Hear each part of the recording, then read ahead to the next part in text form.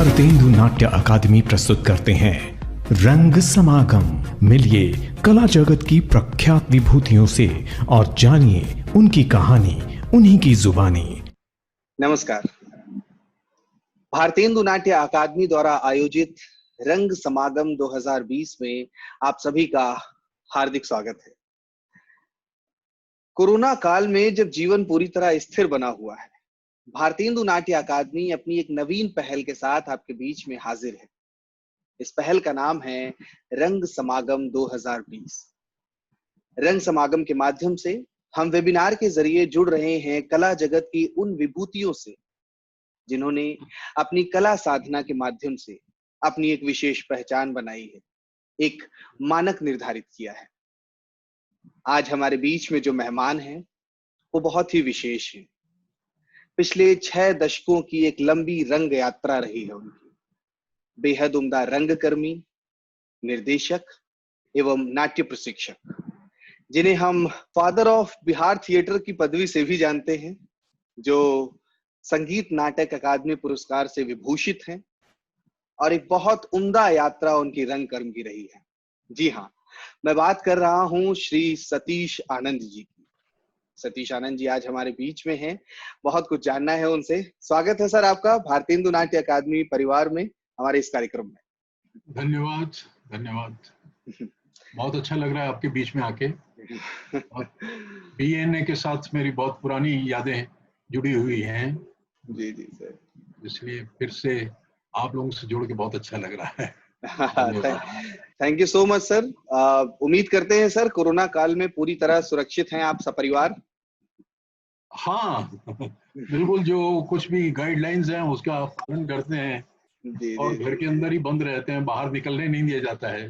छटपटाते जी, रहते हैं, लेकिन वो घर के जो अधिकारी होते हैं, जिसे पत्नी का दर्जा दिया गया है, वो बिल्कुल दरवाजा खोलने भी नहीं देती हैं, बाहर भी जाने नहीं देती। जी, जी। वो कमरे के अंदर ही बंद रह के कुछ कुछ सोचते रहते हैं अपनी यात्रा के बारे में, अपने ये जी, सब। जी, हाँ, एक विश्लेषण, आत्मविश्लेषण का जी, ये जी, क्षण है।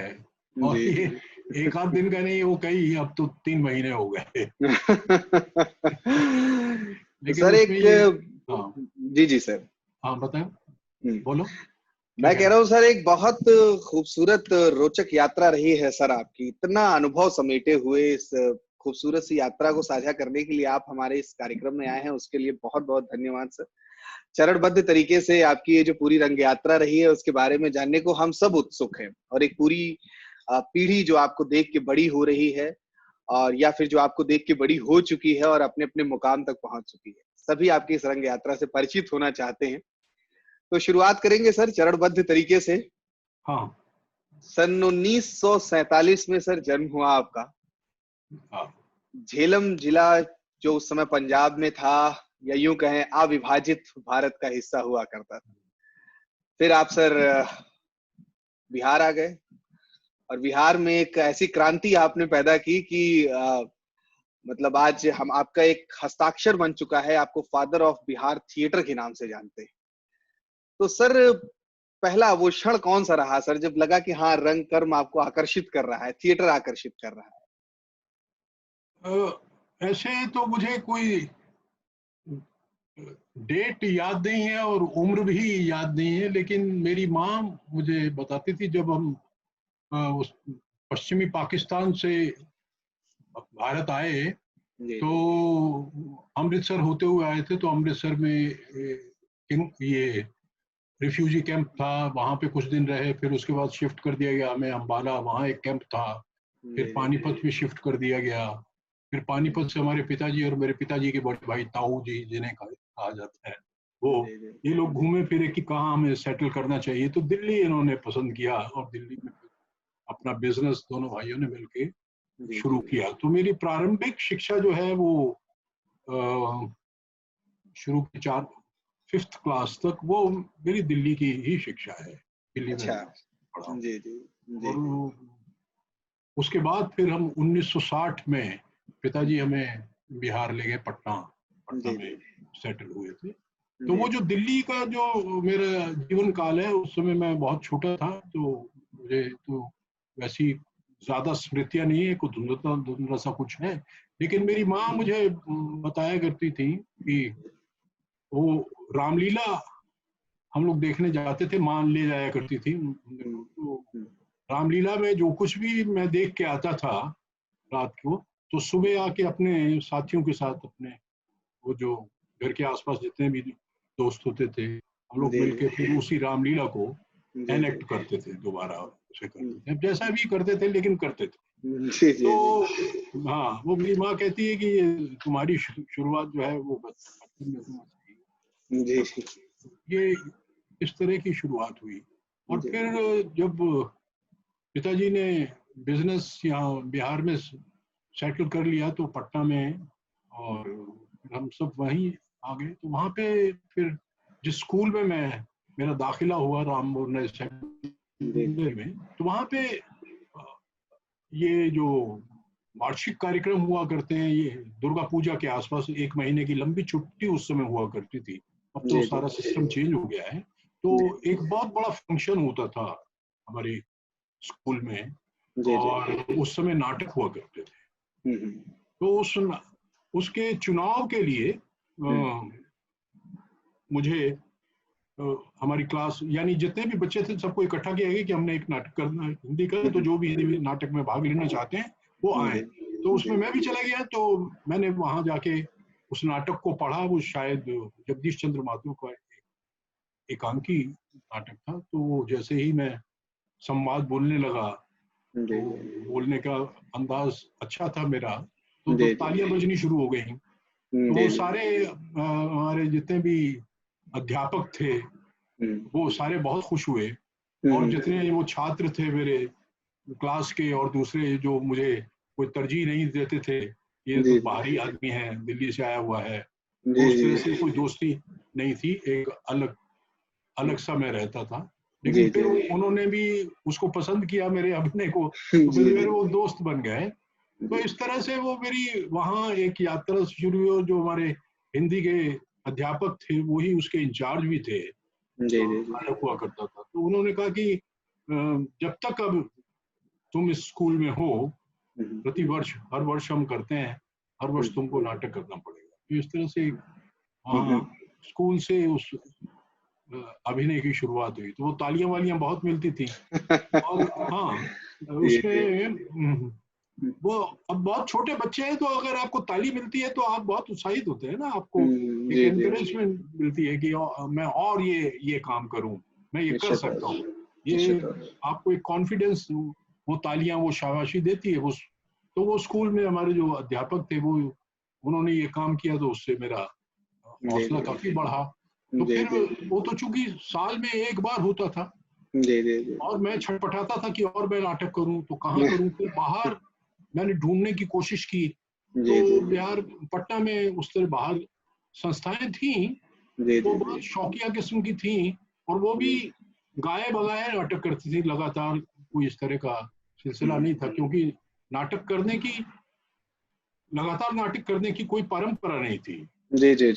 ओकेजन पर ही नाटक हुआ करते, जैसे दुर्गा पूजा हो गई या सरस्वती पूजा हो गई, तो इस तरह से कोई त्योहार है, उस अवसर पर लोग नाटक किया करते थे। और संस्थाएं, शौकिया संस्थाएं, इस तरह से एक विधिवत कोई रंगमंच उस तरह से स्थापित रंगमंच नहीं था, और ऐसी कोई संस्था थी भी नहीं। तो इसलिए वो वहाँ एक लोहानीपुर है, धीरे धीरे कुछ लड़के मिलते गए। तो एक फिर हम लोगों ने 1962 में एक संस्था कला संगम के नाम से बना ली। सारे ही स्कूल के ही छात्र थे। उसमें 2 लोग बड़े थे, एक डॉक्टर थे, श्याम वर्मा नाम था उनका, और एक हिंदू भूषण थे, वो बम्बई से लौटे थे।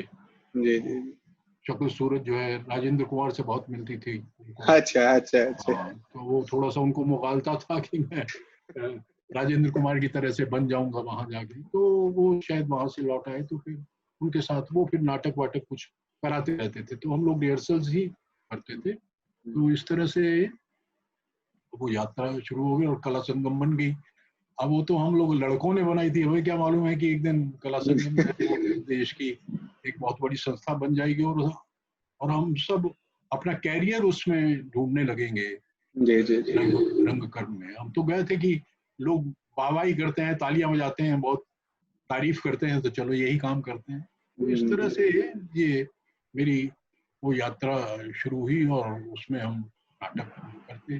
बाद में हाँ, सर 1962 में तो मुझे लगता है कि सर आप हाई स्कूल या इंटर में रहे होंगे सर, जिस समय ये संस्था बनाए आप लोग। नहीं नहीं नहीं नहीं नहीं नहीं, मैं उस समय 8वीं क्लास में था। अरे वाह। मैं 8वीं क्लास में था जी 1962 में। हाँ, जी मैं जी 8वीं क्लास में था। तो वो उस तरह से धीरे धीरे चीजें होती गई और वो संस्था बनी। फिर हम नाटक छोटे मोटे ही नाटक करते थे। फिर एक वहाँ एक सज्जन थे, उनकी एक संस्था थी, वो भी कभी कभी नाटक करते, वो खुद डांस भी करते थे। तो कंपोजिट प्रोग्राम की तरह से कि एक नाटक हो रहा है तो सिर्फ नाटक नहीं हो रहा है, उसमें नृत्य का कार्यक्रम भी हो रहा है, संगीत का भी है, गीतों का भी है। तो उन्होंने एक 840/2 एक नाटक किया था, यानी 420 कह गए, नहीं 840/2। अच्छा अच्छा, अरे वाह। इस तरह का एक एकांकी उन्होंने किया था। तो उसमें जी जी मैंने एक बहुत छोटी सी भूमिका की थी। जी तो जी उसमें बड़ी तारीफ मुझे मिली, तो जी उससे बड़ी खुशी हुई। तो फिर ये सिलसिला फिर हमारा चल पड़ा। फिर वो कला संगम की तरफ से अपने छोटे छोटे 2 नाटक थे, खून ही खून, एक रिश्ते की जरूरत। इस जी नाटक को रविंद्र भवन में हमने वहां पे किया और वो बड़ी मुश्किल से हमने आपस में ही पैसे मिला के हॉल बुक किया था। और 50 कार्ड है, मुझे याद है, हम लोगों ने छपवाए थे और सबको दे दिए थे और कहा था कि इसी से आप हॉल भर दीजिए। लगभग 400 450 सीट्स थी उसमें। तो जी हमने जी 50 में ही 50 कार्ड्स में ही भर दिया है कि लोग आके देखें। जी वो जी एक शौकिया, जिसे विशुद्ध शौक कहते हैं, जी उस जी तरह से जी था। जी वैसे जी शुरुआत हुई है। जी तो जी अच्छा हुआ। फिर उसके बाद लगा कि नहीं, कुछ और करना चाहिए। सारे और लड़के जुड़ते चले गए मेरे साथ। जी जी जी तो फिर हमने, रमेश मेहता का एक नाटक है, जी जी ऐसा बोलता है, जी बड़ा उस समय पॉपुलर नाटक था। तो जी वो हमें मिल गया, तो फिर उसको किया। उसको तैयार करने में अब उसको निर्देशन कौन करे, तो आकाशवाणी में एक गोपाल प्रसाद हुआ करते थे, बहुत अच्छे अभिनेता थे, बहुत बढ़िया। और उन्होंने मुझे डायलॉग कैसे बोले जाते हैं, किस तरह से बोलना चाहिए, ये उन्होंने मुझे सिखाया। तो मेरे इस तरह से पहले गुरु वही थे। तो उन्होंने उस नाटक का निर्देशन किया। लड़कियां मिलती नहीं थी, बड़ी मुश्किल से, क्योंकि बाहर कोई काम करता नहीं था। जी जी लड़कियां अच्छे परिवार उसमें आती नहीं थी। जी जी जी रंगमंच को जैसे आपके यूपी में भी वही स्थिति थी और बिहार में भी वैसा ही था कि जी रंगमंच को एक अच्छा काम नहीं समझा जाता था। इसमें जी जी समझा जाता था कि इसमें जो काम करने वाले लोग होते हैं वो बहुत ही दुष्ट होते हैं या चरित्रहीन होते हैं। जी वहां जी पे जी अपनी बहू बेटियों को, बच्चों को नहीं भेजना चाहिए, वो गलत तरह के लोग हैं, गलत तरह का माहौल होता है। ये एक ऐसी धारणा थी। और वो धारणा इसलिए थी कि हमारे समय, उस समय जो लोग नाटक किया करते थे वो शायद इसी तरह के थे। एक वो लौंडा नाच हमारे यहाँ होता था, वो लौंडा नाच को लेके एक ये था कि बहुत गंदी चीज है ये, और शहरी लोग उसको देखना नहीं चाहते थे। ग्रामीण लोगों को वो ज्यादा पसंद आता था, लेकिन महिलाएं और स्त्रियों को मना था, लड़कियों को मना था कि वो उसमें जाके ना देखे। फिर दूसरा ये था, ये नौटंकी जो है पार्टियां जो आती थी, इन्होंने भी काफी, ऐसा लोग कहते हैं और कुछ मैंने देखा भी था, जिस जी तरह जी की वो अश्लीलता और गंदगी होती थी, उससे लोगों, समाज जो है चिढ़ गया था और वो जो है आने नहीं देना चाहता था जी जी जी कि हमारे बच्चे, तो जो जिन्हें हम भद्र परिवार कहते हैं या भद्र समाज कहते हैं, इस तरह से वो लोग नहीं आने देते थे। समाज, जो एक समाज उसको जाके देखता भी था, वो सिर्फ आनंद लेके आता था, लेकिन उससे इस तरह से जुड़ना नहीं चाहता था, क्योंकि ये एक बहुत ही सस्ते और भोंडे किस्म का मनोरंजन ये लोग जी जी देते थे नाटक के नाम पर। जी तो उस समाज की एक वो धारणा बड़ी बन जाती है। आपके यूपी में भी है इसको, नहीं, मैंने, निश्चित तौर पर जी जी हाँ मैंने फेस किया, यूपी में भी हमने फेस जी किया। जब मैं जी पीएनए में आपके यहाँ वर्कशॉप करने आया था, तो उस समय भी, उससे पहले भी, तो हमारे हमारे समाज में ऐसा है, अब उस समाज को आपको उसकी धारणा को तोड़ना पड़ेगा। जी तो जी जी धारणा तोड़ने में बड़ा लंबा समय लग जाता है। मुझे तो कम से कम 15 साल तो लग ही गए थे जो धारणा को तोड़ने में, कि जी जी नाटक करने वाले, या नाटक कोई खराब चीज नहीं है, अच्छी चीज है। जैसे जी अच्छा जी साहित्य होता है, अच्छी कहानी होती है, अच्छा हम्म, उपन्यास होता है, वैसे ही अच्छा नाटक भी है, रंगमंच है, उसमें जी बहुत सारी जी चीजें हैं जो देखनी चाहिए, जिससे जोड़ना चाहिए, और वो आपको कुछ देता है। फूड फॉर थॉट जिसे कहते हैं हम, जी वो जी जी जी नाटक देता है इसको। हम्म, लेकिन अब ये आप अपने उस शेल से बाहर निकलिएगा, आके देखिएगा, तब तो पता जी लगेगा। और अच्छे नाटक होंगे, स्तरीय जी नाटक होंगे, तभी जनता उससे जुड़ेगी, उसको देखना चाहिए, समझना चाहिए। तो ये निश्चित सारी तौर बातें थी। तो इसीलिए हमें लड़कियां मिलती नहीं थी। पे तो जिस स्कूल में मैं पढ़ता था, वो स्कूल जो है ये को एजुकेशन। जी जी जी तो बंगाली परिवार जो है, हम्म, बंगालियों के यहाँ वो सांस्कृतिक एक चेतना है। जी वो, जी जी हाँ, संगीत के साथ वो संगीत अपने बच्चों को सिखलाते हैं, नृत्य अपने बच्चों को सिखलाते हैं, और नाटक भी वो करने देते हैं। हमारे जो दूसरे परिवार हैं, या बिहार के परिवार हो या दूसरा समाज है, वो जी जी इसको अच्छा नहीं मानता था ना। वो तो अपने बच्चों को संगीत भी नहीं सिखलाते हैं, जी जी ये नृत्य भी नहीं सिखलाना चाहते हैं। और हमारे वहाँ पटना में एक संस्था खुली, तो वो नृत्य सिखलाने के लिए, वो नृत्य जी सीख के आए थे, और वो उदय शंकर के शिष्य थे। जी जी जी जब संगीत, कहाँ उन्होंने संगीत की ये नृत्य की शिक्षा देनी शुरू की, तो वो कई लोगों के यहाँ गए। उन्होंने कहा कि मैं नृत्य के लिए मैंने स्कूल खोला है, तो आप अपने, तो उन्होंने कहा क्या हम अपने कोठा बना लिया है क्या, हाँ इसके लिए भेजेंगे क्या हम बच्चों को।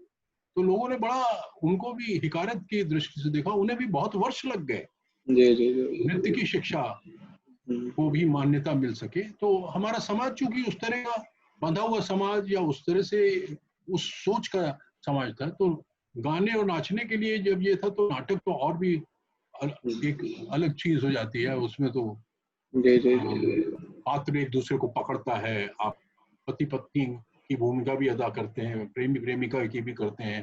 तो उसमें आपको हर तरह के व्यवहार को दिखाना होता है, तभी वो नाटक को लोग तभी उसको पसंद करेंगे। जी तो जी इसलिए वो समाज मानता नहीं था, इस बात को गलत समझता था। तो मैं वो बता रहा हूँ कि वो बंगाली लड़की थी जो जो हमारे साथ पढ़ती थी को एजुकेशन में। तो वो मुझे एक दिन नजर आ गई मार्केट में, हमारे पिताजी की दुकान थी वहाँ। तो जी वो मुझे नजर आ गई, तो मैं दौड़ा हुआ उसके पास गया। मैंने कहा दीदी कैसी हो, तो बहुत दिनों के बाद मुलाकात हुई। तो उसने कहा कि उसने मुझसे पूछा कि तुम क्या कर रहे हो। मैंने कहा मैं नाटक कर रहा हूँ। तो बोली अच्छा, अभी भी करते हो स्कूल से निकलने के बाद भी। मैंने कहा हाँ।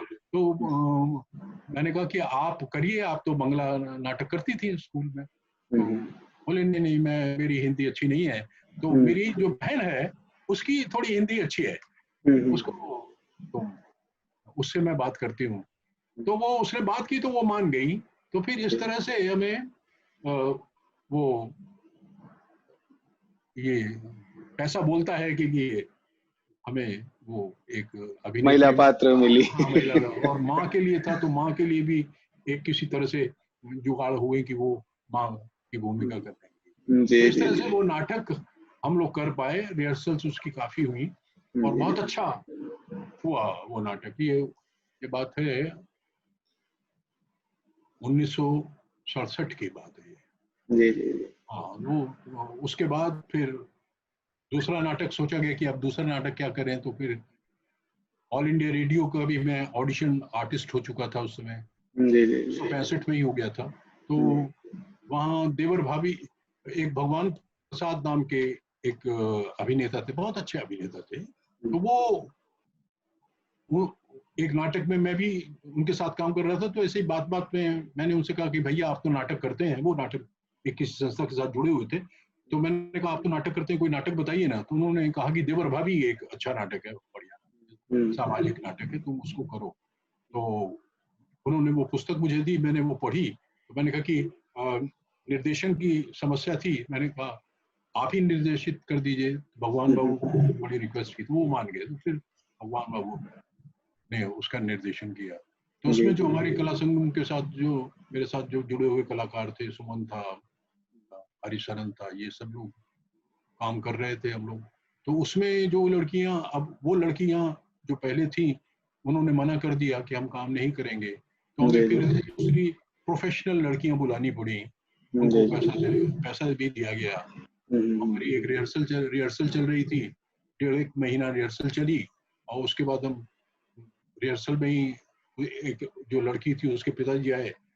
उस समय जो एक संवाद बोला जा रहा था, उसमें एक लड़की है जो विधवा का रोल करती है, विधवा बनी थी वो, तो उसको उसकी सास गाली दे रही है, उसको उल्टा कह रही है, तू वेश्या है, तू उल्टा है, तू ये है, कुलच्छनी है, इत्यादि इत्यादि, जो सास आमतौर पे जिस तरह की सुंदर गालियां अपनी बहुओं को देती है, उस तरह की गाली वो दे रही थी। तो पिताजी ने सुन लिया। पिताजी ने सुन लिया उसको। तो वो उन्होंने, अब हम लोग फिर रुके, जब बहुत जोर से आवाज आई तो देखा कि वो बंद कीजिए, क्या हुआ, ये संवाद नहीं बोले जाएंगे, इस संवाद को काटिए। अरे क्यों, क्या हुआ? नहीं, आप मेरी बेटी को गाली दे रहे हैं। तो मैंने कहा भाई नहीं, आपकी बेटी को कहाँ गाली दी जा रही है, ये तो नाटक के संवाद है, और वो जो विधवा का वो रोल कर रही है उसकी सास उसको गाली दे रही है, आपकी बेटी का नाम लेके थोड़ी कोई गाली दे रहा है। नहीं, ये नहीं चलेगा, आपको ये गाली काटनी पड़ेगी। तो वो जो निर्देशक थे भगवान बाबू, उन्होंने कहा भाई कैसे गाली काट दें, ये उसका हिस्सा है, नाटक का हिस्सा है, ये देखिए नाटक है, हम थोड़ी उसमें गाली डाले हैं कि ये गाली डाली जाए, नाटककार ने लिखा हुआ है, तो नहीं, गाली काट दीजिए। अगर उसके बिना नहीं हो रहा है तो सीन काट दीजिए आप। अगर सीन काट देंगे तो नाटक कैसे होगा? तो नहीं, मेरी बेटियां गाली नहीं सुनेगी और आपको ये गाली नहीं देनी है। अब मैं अपनी बेटियों को लेके जा रहा हूँ। अब वो अपनी बेटियों को लेके चले गए, बोले कि कल आप मुझे खबर कीजिएगा कि आपने इन संवादों को काटा है या नहीं काटा है, अगर नहीं काटा है तो आप मेरे यहाँ बताइएगा, अगर काट दिया है तब मेरी बेटियां आएंगी काम करने। इस तरह का वो, अब हम लोग सब आवाज कि 1.5 महीने के बाद, इतनी मेहनत करने के बाद चला गया ना। अब वो निर्देशक कहने लगे कि अब जाने दो, हो गया, हम दूसरी लड़कियां ढूंढते हैं। जी। अब उन्होंने पैसे भी वापस नहीं किए, ले रखे थे। फिर हमने एक नई लड़की तलाश की, वो उनको कहा कि आपको भी पैसे देंगे, वो ऑल इंडिया रेडियो की थी, वो ऑल इंडिया रेडियो से, लेकिन वो नौकरी करती थी, 7:30 बजे शाम को वो छूटती थी, तो इसलिए 8 बजे रिहर्सल होती थी।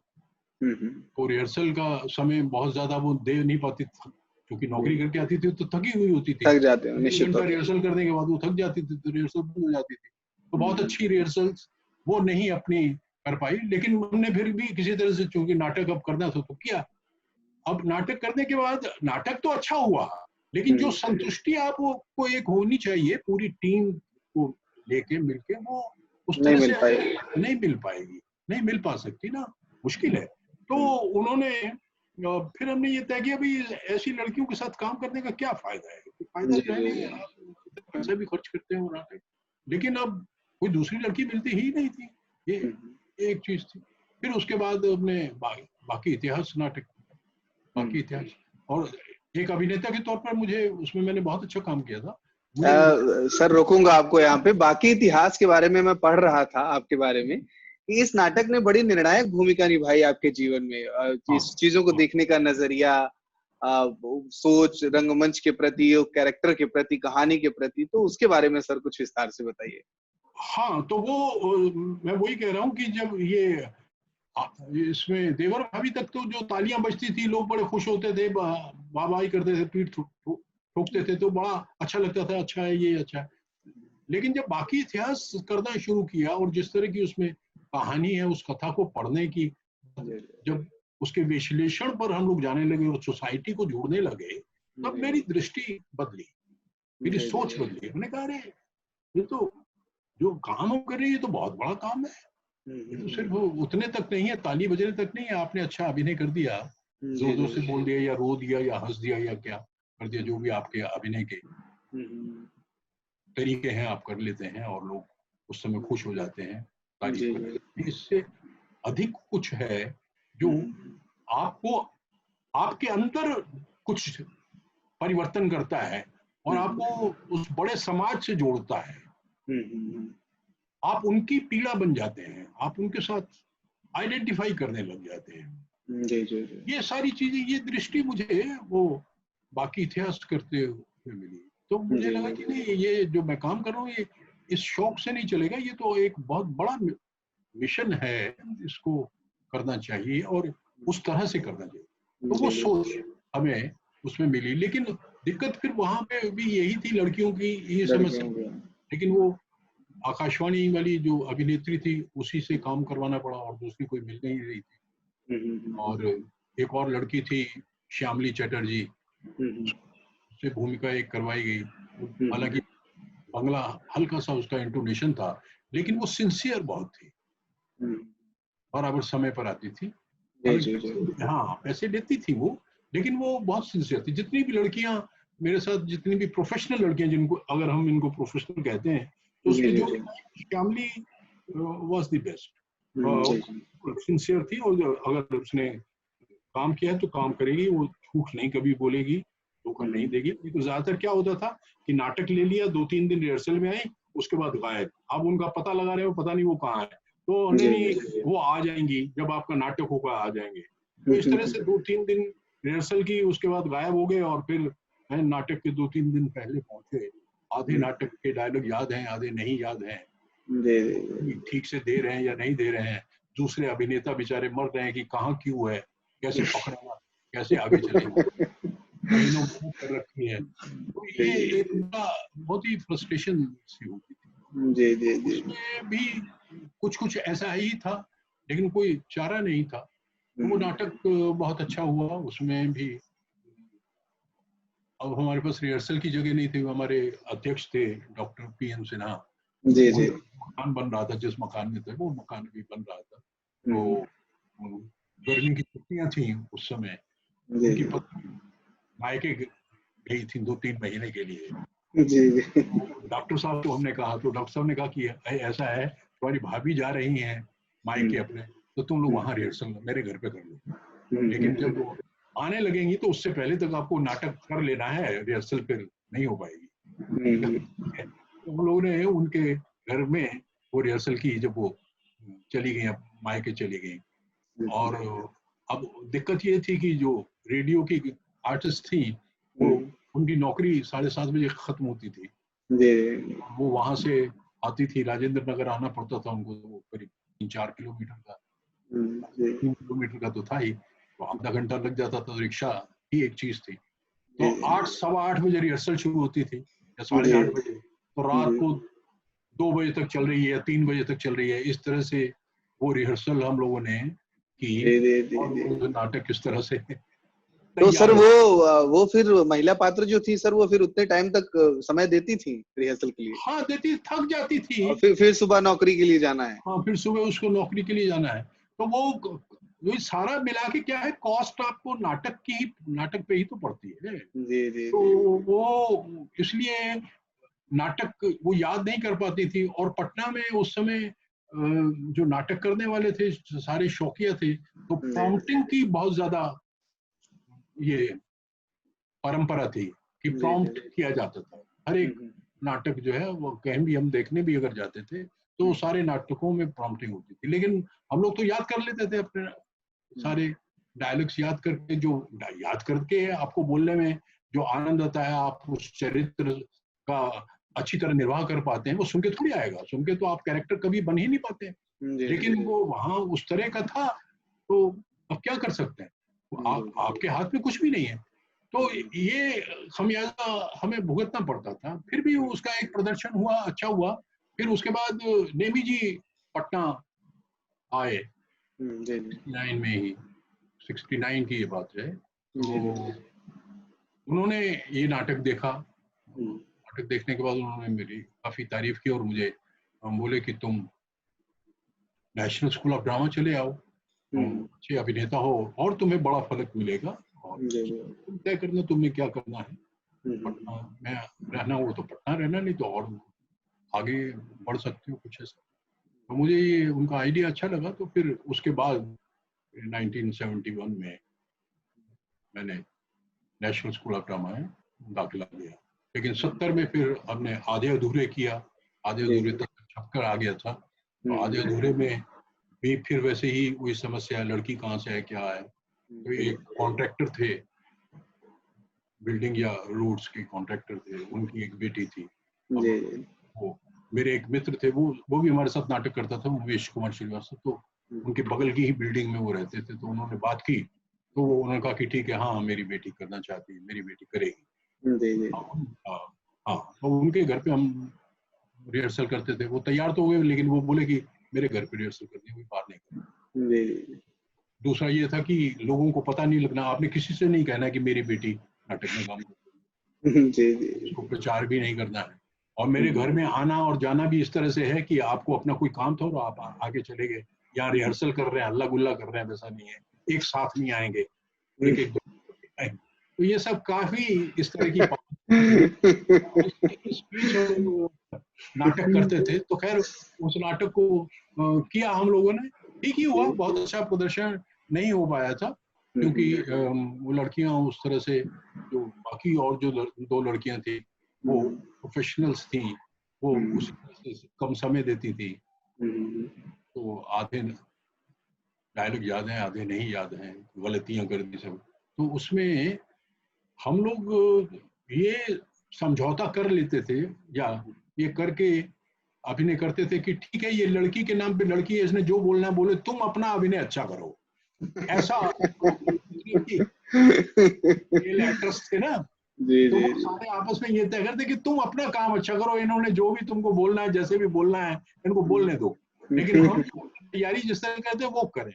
लेकिन वैसा करते थे हम, लेकिन उस तरह वो मजा थोड़ी आता है जब आपको रिस्पॉन्स नहीं मिलेगा, उस लेवल का नहीं मिलेगा, तो आप कैसे रिएक्ट करोगे। तो ये चीजें थी, लेकिन अब हमारे हाथ में ही नहीं, हम क्या करें, या तो फिर नाटक मत कीजिए। लेकिन वो नाटक का कीड़ा लग गया हुआ था, तो कीड़ा तो काटता है। हाँ, वो तो आप नाटक करेंगे तभी वो शांत होगा, नहीं तो नहीं शांत होगा। आपको सोने नहीं देगा, खाने नहीं देगा, पीने नहीं देगा, काम नहीं करेगा। तो इस तरह से वो उस नाटक को किया हम लोगों ने। और फिर 71 में मैं नेशनल स्कूल ऑफ ड्रामा चला आया। मैंने एप्लीकेशन डाली इसमें एडमिशन के लिए, तो वो स्वीकृत हो गई और मुझे आ गया कि आप भाई। और मेरे माता पिता जी नहीं चाहते थे कि मैं नाटक इस क्षेत्र में जाऊं। मेरे पिताजी की शुरू से ये ख्वाहिश थी कि मैं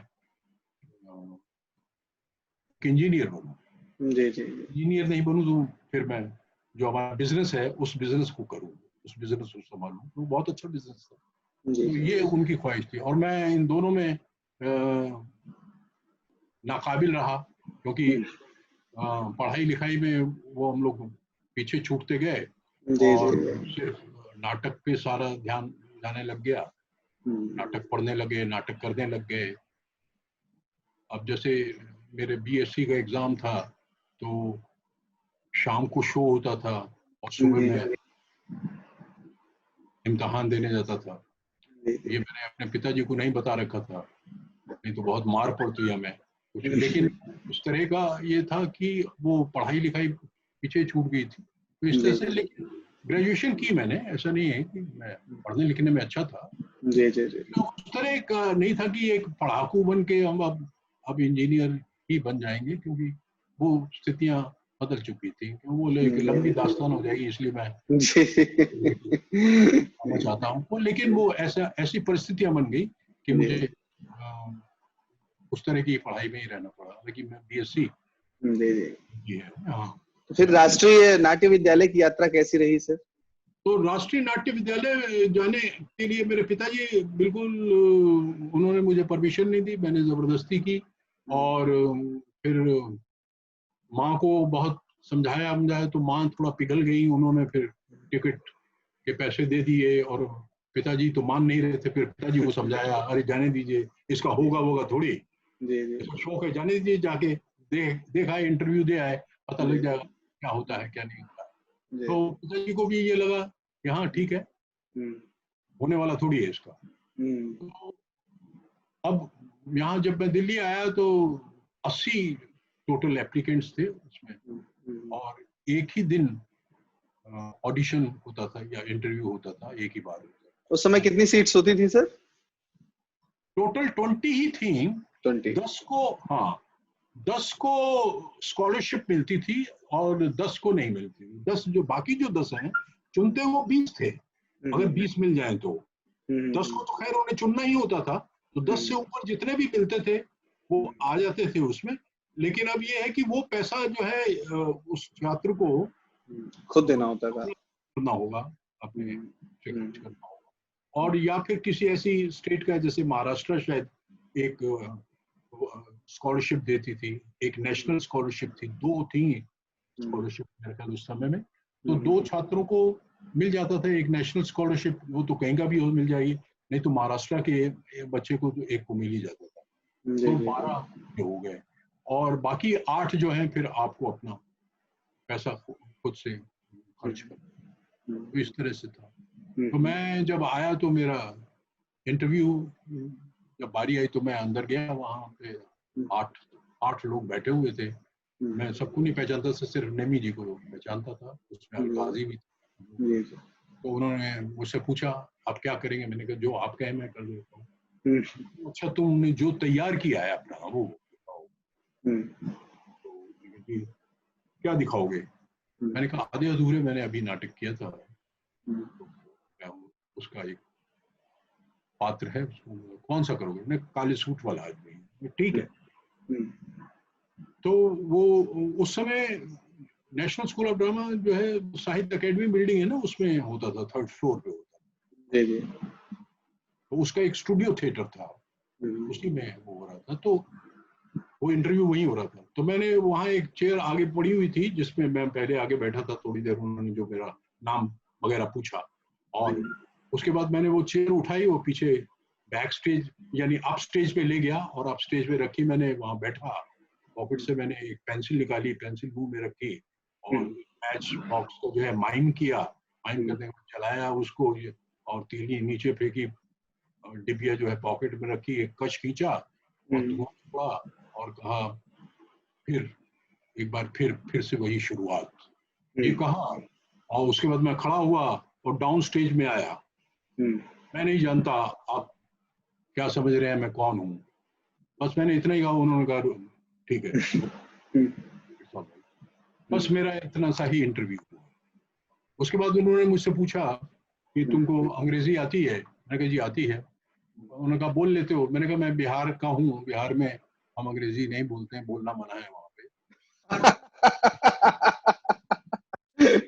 वहाँ मैट्रिक विदाउट इंग्लिश। लेकिन मैं पढ़ लेता हूँ, बोलते नहीं है वहाँ, लेकिन मैं पढ़ लेता हूँ। तो फिर उन्होंने एक पैसेज मुझे दिया पढ़ने के लिए, वो पैसेज मैंने पढ़ा तो वो ठीक था, उनको पसंद आ गया। तो उन्होंने कहा ठीक है। फिर उन्होंने पूछा स्कॉलरशिप। अब ये स्कॉलरशिप तो बहुत बड़ा अड़ंगा था। मैंने कहा जी चाहिए। बोले अगर नहीं दे तो? मैंने कहा मैं नहीं आऊंगा। तो वो थोड़े से हक्के बक्के से भी और फिर एक ठहाका सा भी उन लोगों का लगा कि ये लड़का कितना बोल्डली इस बात को फ्रेंडली कह रहा है। और मेरा तो ये था कि भाई पिताजी ने ना कर दी थी, वो तो पैसा देंगे नहीं, तो मुझे एडमिशन कैसे मिलेगी? इसलिए मुझे ये कहना ही पड़ा और मुझे जोर और काम कर गया। तो मैंने उन्होंने कहा ठीक है जाओ। तो शाम को मैंने देखा मेरा नाम उसमें है। अरे वाह। हाँ, और आ गया, मैं पटना वापस आ गया। स्कॉलरशिप वाले में ही हुआ सर आपका? हाँ स्कॉलरशिप वाले में हुआ। तो शुरू के जो 10 नाम थे ना उसमें ही तो उसके बाद मैं आ गया पटना। तो माताजी और पिताजी को तो ये था कि नहीं इसका थोड़ी होगा ऐसे, क्या दाग बना रखा है इसने, एक्टिंग ऐसे थोड़ी। तो आए तो मैंने आके बताया कि माँ को बताया कि मेरा हो गया है। रात को पिताजी जब शॉप से वापस लौट के आए तो उन्होंने पूछा क्या हुआ? मैंने कहा मेरा हो गया है। उसके बाद उनको गुस्सा आ गया, मैं तो एक पैसा नहीं दूंगा तुमको, मैंने कहा मुझे नहीं चाहिए। तो तुम्हारा खर्चा कैसे चलेगा? मैंने कहा मुझे स्कॉलरशिप मिल गई है। पिताजी को जितना गुस्सा था वो एकदम तुरंत उनका उतर गया और वो मुंह उनका चेहरा से बुझ सा गया और आहिस्ता से कमरे से बाहर निकल गए। मुझे बड़ा दुख लगा इस बात का, पिताजी को मैंने हर्ट कर दिया है, लेकिन मैं मजबूर था, मैं क्या कहूँ। अब उसके बाद मैंने टिकट बुक कराई और दिल्ली आने लगा, तो फिर पिताजी के पाँव छूने लगा, तो पिताजी ने पाँव हटा लिए अपने। आंखें उनकी बड़ी गुस्से से भरी हुई थी, आंखें लाल भी थी और उनमें पानी भी था। पिताजी मुझे बहुत करते थे, ये तो है। अब वो मैं चूंकि उनकी इच्छा के विरुद्ध काम कर रहा था, तो इसलिए उनको ये गुस्सा भी था, तो उन्होंने पैर हटा लिए और मेरे आंखों में आंसू से आ गए, लेकिन मैं क्या करता, मैं चला आया और दिल्ली चलाया और फिर इस तरह से Delhi national school of drama आके रम गए। और मेरे साथ रतन थियम मेरा बैचमेट है, रोहिणी अटंगड़ी मेरी बैचमेट है, जयदेव अटंगड़ी मेरे बैचमेट थे। अटंगड़ी इनके पति रोहिणी ने उन्हीं से शादी की थी। तो उस तरह सबा जैदी मेरी क्लासमेट थी। राजेश विवेक प्रभु जी के नाम से जो बड़े और लोकप्रिय थे था उसमें, और एक श्रेष्ठा ठक्कर थी। तो इस तरह से 8-10 भी नहीं पूरे होता, 8 या 9 ही थे। फिर उसके बाद 2 और आगे एक कादरी था। इस तरह से हमारी वो पारी की शुरुआत हुई और बहुत मजा आता था क्लासेस करके, उस तरह से पढ़ के, उस तरह से देख के, क्योंकि मैं तो लगभग 8-9 वर्ष नाटक करके गया था। मेरे पास अनुभव था। तो अनुभव के बाद आप एक प्रोसेस में जाते हैं, क्योंकि जो वहाँ जो पढ़ाया जा रहा है वो एक प्रोसेस में है। उस प्रोसेस में जब आप जाते हैं तो आपकी जो पहले से जानकारी होती है तो उसमें क्लैश भी होता है। तो बहुत क्लैश भी होता था, लेकिन वो कुछ समय के बाद फिर वो अपने आप सुलझने लगता था। जैसे जैसे आप काम करते जा रहे हैं, जैसे जैसे चीजों को आप वहाँ पे सीखते जा रहे हैं, आपको जो थ्योरीज बताई जा रही हैं, बताया जा रहा है, तो उसमें रमने में समय तो लगता ही है। नए के लिए दिक्कत नहीं है, क्योंकि वो सीधा तो उसमें चला जाएगा। लेकिन आप कोई वो काम किए हुए हैं पहले से, तो आपके जो अपने कुछ इस तरह की जो चीजें बन जाती हैं पहले से ही, कुछ धारणाएं बन जाती हैं, कुछ एक आपका अपना ढंग बन जाता है, तो वो फिर आपको परेशान करता है। हाँ, तो वो उसको भूलना होता है, जिसे हम कहते हैं अनलर्निंग। वो अनलर्निंग तो हम जानते ही नहीं थे ना, तो करने में बहुत समय लग गया, 3-4 महीने लग गए। फिर उसके बाद और ज्यादा डबल मजा। ये स्थिति थी। तो यहाँ sir national school of drama complete करने के बाद वापस से आप बिहार आ गए? नहीं, मैंने कंप्लीट नहीं किया, वो मेरे कुछ डिफरेंसेस हो गए थे, 1 साल के अंदर ही मैं छोड़ के चला आया। अच्छा। तो फिर मैंने वापस आके और कला संगम को रिवाइव किया। और चूंकि जितनी देर मैं नेशनल स्कूल ऑफ ड्रामा में रहा, क्योंकि नाटक की ट्रेनिंग लेने के बाद मुझे पटना ही लौटना था, तो पटना के का थिएटर किस तरह से बनेगा, क्या बनेगा, इसकी योजना मेरे अंदर चलती रहती थी। प्रारूप में तैयार करता रहता था कि ऐसे काम करेंगे, वैसे काम करेंगे, वैसे काम करेंगे, इस तरह की योजनाएं थी। तो उन योजनाओं को वहां जब मैं पटना गया तो 2-3 महीने मुझे थोड़ा एडजस्ट करने में लगे, अपने आप को, अपने मानसिक स्थिति को थोड़ा शांत करने में। और उसमें फिर सारे कला संगम के सारे कलाकारों को जो पुराने मेरे साथ जुड़े हुए थे, उनको इकट्ठा करके फिर कि नया काम कैसे करेंगे। तो फिर हमने नई एक शुरुआत की। तो उसमें ये था कि अब समस्या तो महिला कलाकार की थी सबसे बड़ी, ढूंढा जाए। तो पहले नाटक ये ढूंढा जाता था कि कोई भी किताब आपको मिले नाटक की, तो सबसे पहले उसमें ये देखो कि महिला पात्र कितने हैं। तो ये कि ना हो तो ज्यादा अच्छा है, अगर हो एक हो अगर 1 से 2 हो जाती हैं तो फिर आपको समस्या होने वाली है, वो कहाँ से आएगी। तो ये इस तरह से हम लोग उस समय नाटक, जो पहला नाटक हमने चुना तो मुद्रा राक्षस का एक नाटक था मर्जीवा। हाँ, तो उसमें एक महिला पात्र थी, भूमि उसका नाम था।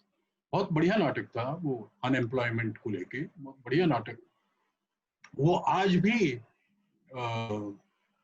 प्रासंगिक है, पता नहीं क्यों नहीं उसे खेला जाता है, खेलना चाहिए उसे। तो वो उस नाटक को हमने किया। अब लड़की की समस्या थी, किसको लें किसको नहीं, क्यों आपको लेनी तो प्रोफेशनली पड़ेगी और तो कोई तैयार ही नहीं। अब तो वो श्यामली चूंकि बड़ी सीरियस, सिंसियर और सीरियस थी, तो फिर श्यामली चटर्जी को हम लोगों ने कहा, वो खाली भी थी, तो पीआरडी वहाँ डिपार्टमेंट है, तो उसमें डांस और ड्रामा प्रोग्राम्स वगैरह जो ना सरकार के हुआ करते थे, वो लगातार होते रहते हैं, तो वो उनको वो पे रोल पे पीआरडी, पब्लिक रिलेशन डिपार्टमेंट नाम से था। ड्रामा सेक्शन था, डांस सेक्शन था, एक म्यूजिक सेक्शन था, इस तरह के सेक्शन थे, और उसमें सबको एम्प्लॉयमेंट दे रखी थी, और कुछ उसमें कैजुअल्स भी जाते थे, गेस्ट की तरह से बुलाया जाता था। एक प्रोग्राम है तो एक प्रोग्राम दिया, उसके आपको उतने ही पैसे मिल गए। तो वो उससे जुड़ी हुई थी, तो वो खाली थी, तो हमने कहा कि कम से कम 1.5-2 महीने तो रिहर्सल के लगेंगे ही, तो वो 2 महीने उसने टाइम दिया और वो नाटक तैयार किया। अब वो रिहर्सल की जगह की भी समस्या थी, रिहर्सल की जगह कहाँ हम रिहर्सल करेंगे। तो फिर हमारे एक मित्र थे जो पहले भी कभी कभी मदद कर दिया करते थे, तो उनके घर के अंदर ही एक बड़ा सा हॉल था, पहले वो गोदाम की तरह से वो उसको काम लेते थे, उस समय खाली पड़ा था, उन्होंने हमें दे दिया, तो हम वहाँ पे रिहर्सल करने लगे और ये नाटक किस तरह से शुरू हुआ।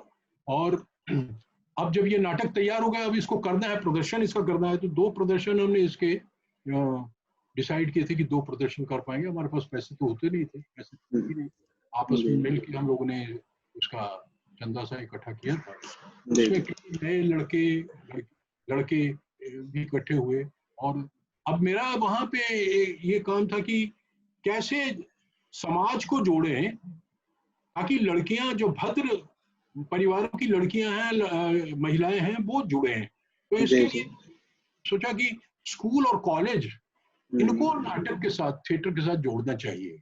ये लोग आए, नाटक देखें, नाटक के बारे में जो भ्रांतियां हैं या गलतफहमियां हैं, या जिस तरह की पहले की धारणाएं हैं, उसको बदलना है अगर, तो ये नाटक इनको दिखाने चाहिए।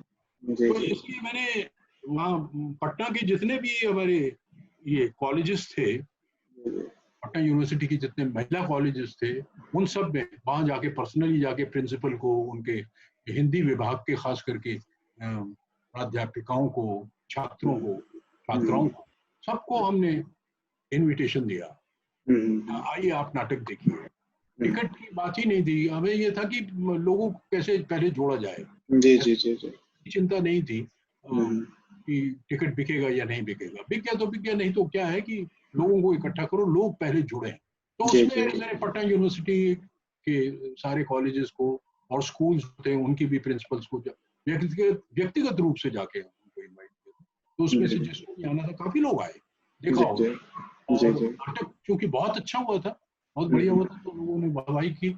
और उसमें उस नाटक के बाद जो लोग देखने आए थे, जो भी प्रोफेसर्स या उनके फैमिली देखने आए, तो उनसे फिर मैं व्यक्तिगत रूप से मिला और उनको जोड़ने की कोशिश की कि आप जोड़िए, आप बताइए अगला नाटक क्या करें, इस तरह से।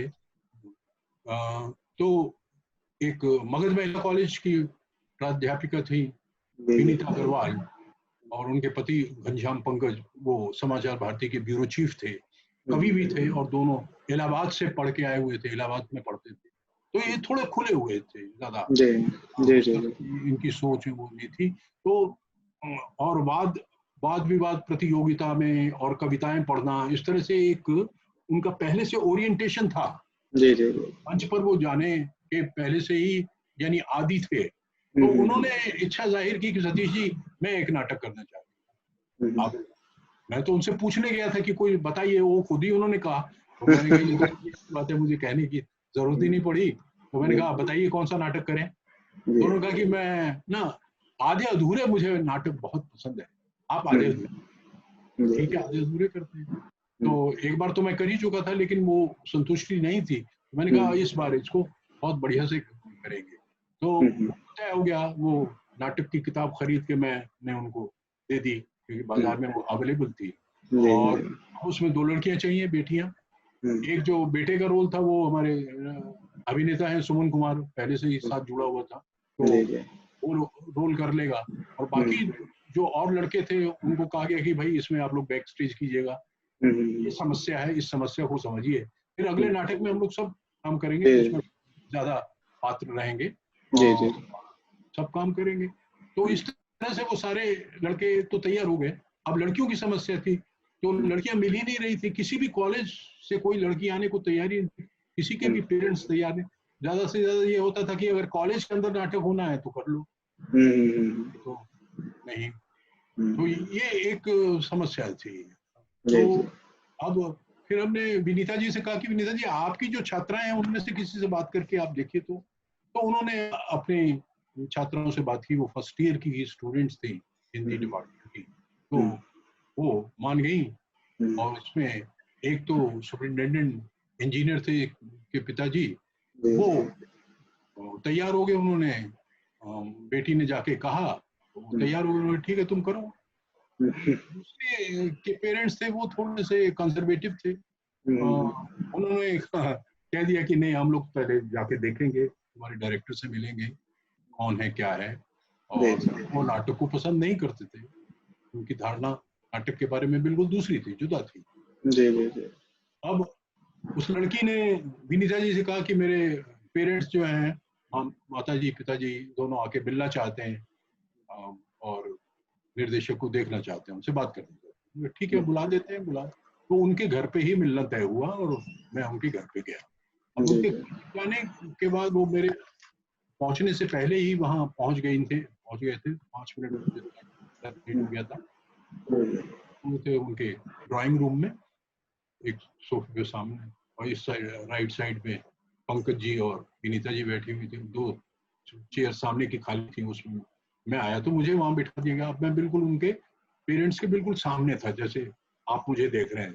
तो इस तरह से तो उन्होंने मुझे मेरा परिचय कराया कि ये है सतीश आनंद, हमारे निर्देशक।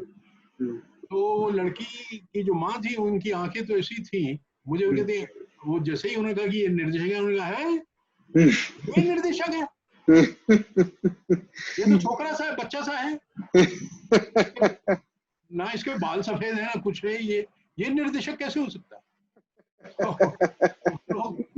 वो लोग थोड़ा हंसे, उन्होंने कहा कि नहीं ऐसा है, ये बहुत टैलेंटेड है, बहुत अच्छा एक्टर है, बहुत अच्छा डायरेक्टर है, अभी इन्होंने नाटक किया था तो बहुत बढ़िया किया था, तो इसलिए ये निर्देशक है। तो नहीं ठीक नहीं है। अब बेटी की बात थी, अब उनको ये लगे कि इसकी टीचर ने कहा कहीं ऐसा नहीं इसको फेल फाल करते हैं, ऐसा उनको लगता होगा। उन्होंने, लड़की की माँ ने मेरा इंटरव्यू लेना शुरू किया। अरे हाँ, उन्होंने कहा कि आप कितने भाई बहन हैं? मैंने कहा जी 6, 3 बहन है 3 भाई। शादी हो गई है? उन्होंने कहा हाँ 3 बहन। और भाइयों की, मैंने कहा मैं सबसे बड़ा हूँ, मेरी नहीं हुई है। क्यों नहीं हुई है? आपने शादी क्यों नहीं की? आपकी उम्र कितनी है? तो मैंने अपनी उम्र बताई। आपने शादी क्यों नहीं की? अब वो जो इस तरह से ही पूछने लगी कि अब मैं क्या बताऊं, जा रहे हैं। अब वो इस पे, अब उसके पीछे की जो ध्वनि है उसको समझने की कोशिश करो कि वो क्या पूछ रही है, वो क्या कह रही है कि तुम क्या हो।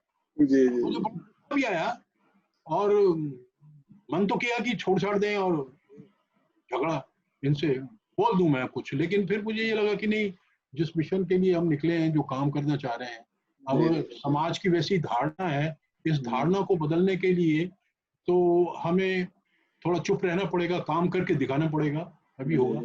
तो वो मैंने कहा कि देखिए ऐसा है कि मेरा कुछ कैरियर बन जाए, मैं सोचता हूँ तब मैं शादी करूंगा, ऐसे करना चाहता हूँ। हाँ, नाटक से कैरियर बनेगा, कमाल है, आप कैसे आदमी है, नाटक से कैरियर बनता है। आपकी इतनी अच्छी दुकान है, इतनी बढ़िया शॉप है आपकी पटना मार्केट में है, आप वहाँ बैठिए, अपने दुकान में बैठिए, शादी कीजिए, ब्याह कीजिए, अपना घर बचाइए, ये क्या ड्रामा फ्रामा के चक्कर में पड़ गया।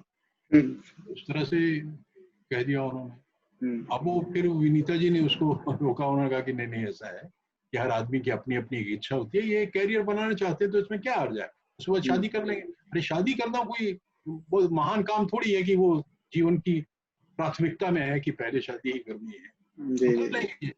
तो उसके बाद फिर वो कह रहे हैं, देखिए विनीता जी, हमको ये ड्रामा फ्रामा बिल्कुल पसंद नहीं है, हमारे परिवार में नहीं होता है, हमारे परिवार वाले इसको अच्छा नहीं मानते हैं। अब आप इसकी चूंकि टीचर हैं, आपकी ये छात्रा है, आपने कह दिया है तो ये ठीक है, एक बार कर देगी, लेकिन इसके बाद नहीं करेगी। मगर ठीक है, आपकी इतनी बड़ी मेहरबानी है, आप एक के लिए भी अगर इजाजत दे रही हैं, हाँ तो आप रिहर्सल कहाँ कीजिएगा। तो मैंने उनको बताया कि वहाँ मुरादपुर में एक हमारे मित्र हैं, उन्होंने पिछले नाटक में भी हमें रिहर्सल की जगह दी थी, तो वहीं हम ना ना ना हम किसी और के यहाँ अपनी बेटी को नहीं भेजेंगे, यहाँ हमारी बेटी नहीं जाएगी।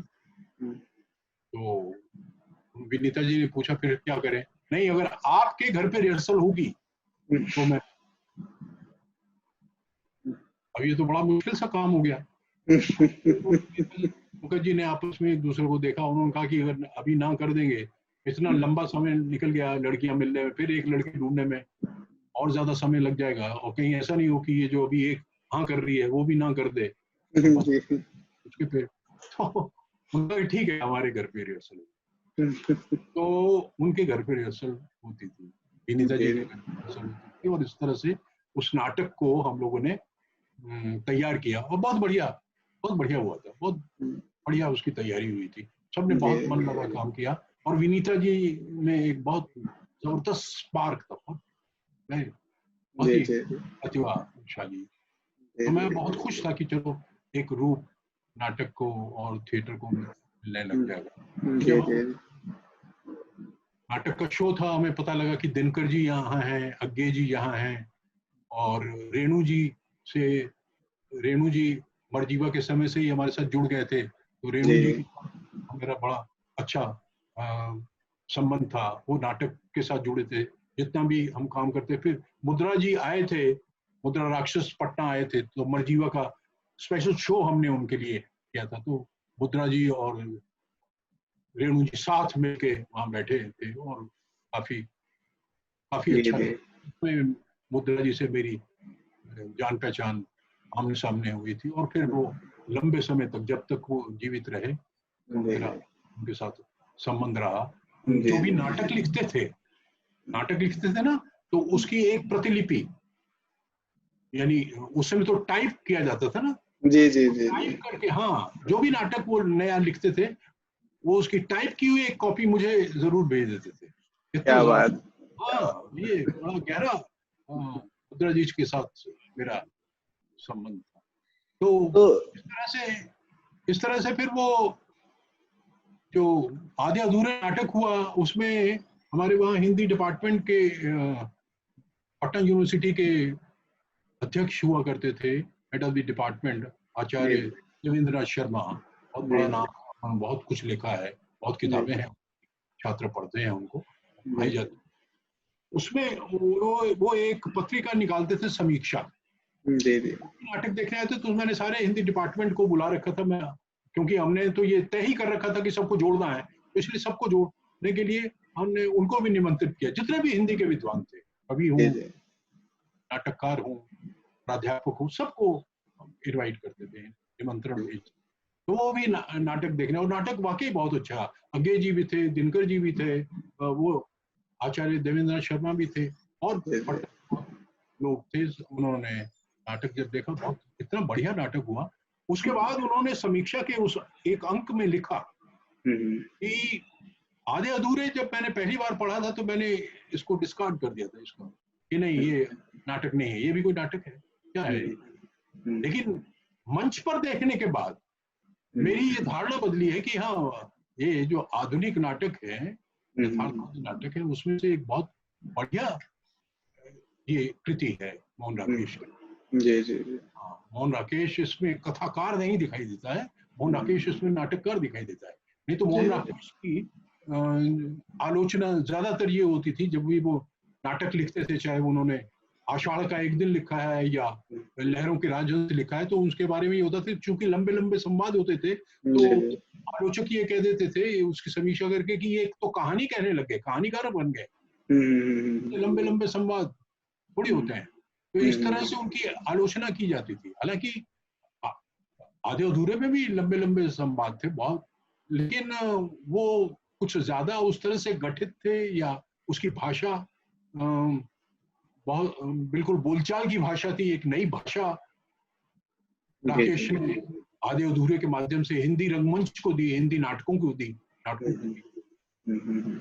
बोलचाल की भाषा में भी अच्छा नाटक लिखा जा सकता है और उतने ही तीव्रता वाले संवाद बोले जा सकते हैं या कहे जा सकते हैं। आप पात्र जो भी कहना चाहता है, जो भी उसकी मनस्थिति है, उसका वो वर्णन उन सरल शब्दों में भी किया जा सकता है। उसके लिए कोई जरूरी नहीं है कि आप संस्कृताइज्ड भाषा का या प्रांजल भाषा का इस्तेमाल करें। तो ये खूबी थी, तो इसलिए उन्होंने इस बात को उसमें लिखा। और दूसरा, जब हमारी वो प्रस्तुति हुई तो बिहार के ही उन सब लोगों ने कहा कि इस नाटक से बिहार में रेनेसां काल नाटक का, थिएटर का, रंगमंच का शुरू होता है। तो इस तरह से वो हमें सफलता मिली आधे अधूरे।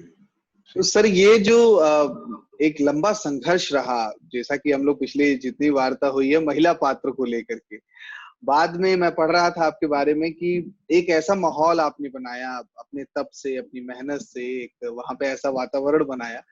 वो कितने टाइम बाद ऐसा समय आया सर जब महिला पात्र खुद से आपके नाटकों से जुड़ने के लिए आतुर रही है, खुद उन्होंने अप्रोच किया कि हम आना चाहते हैं आपके साथ नाटकों में काम करने?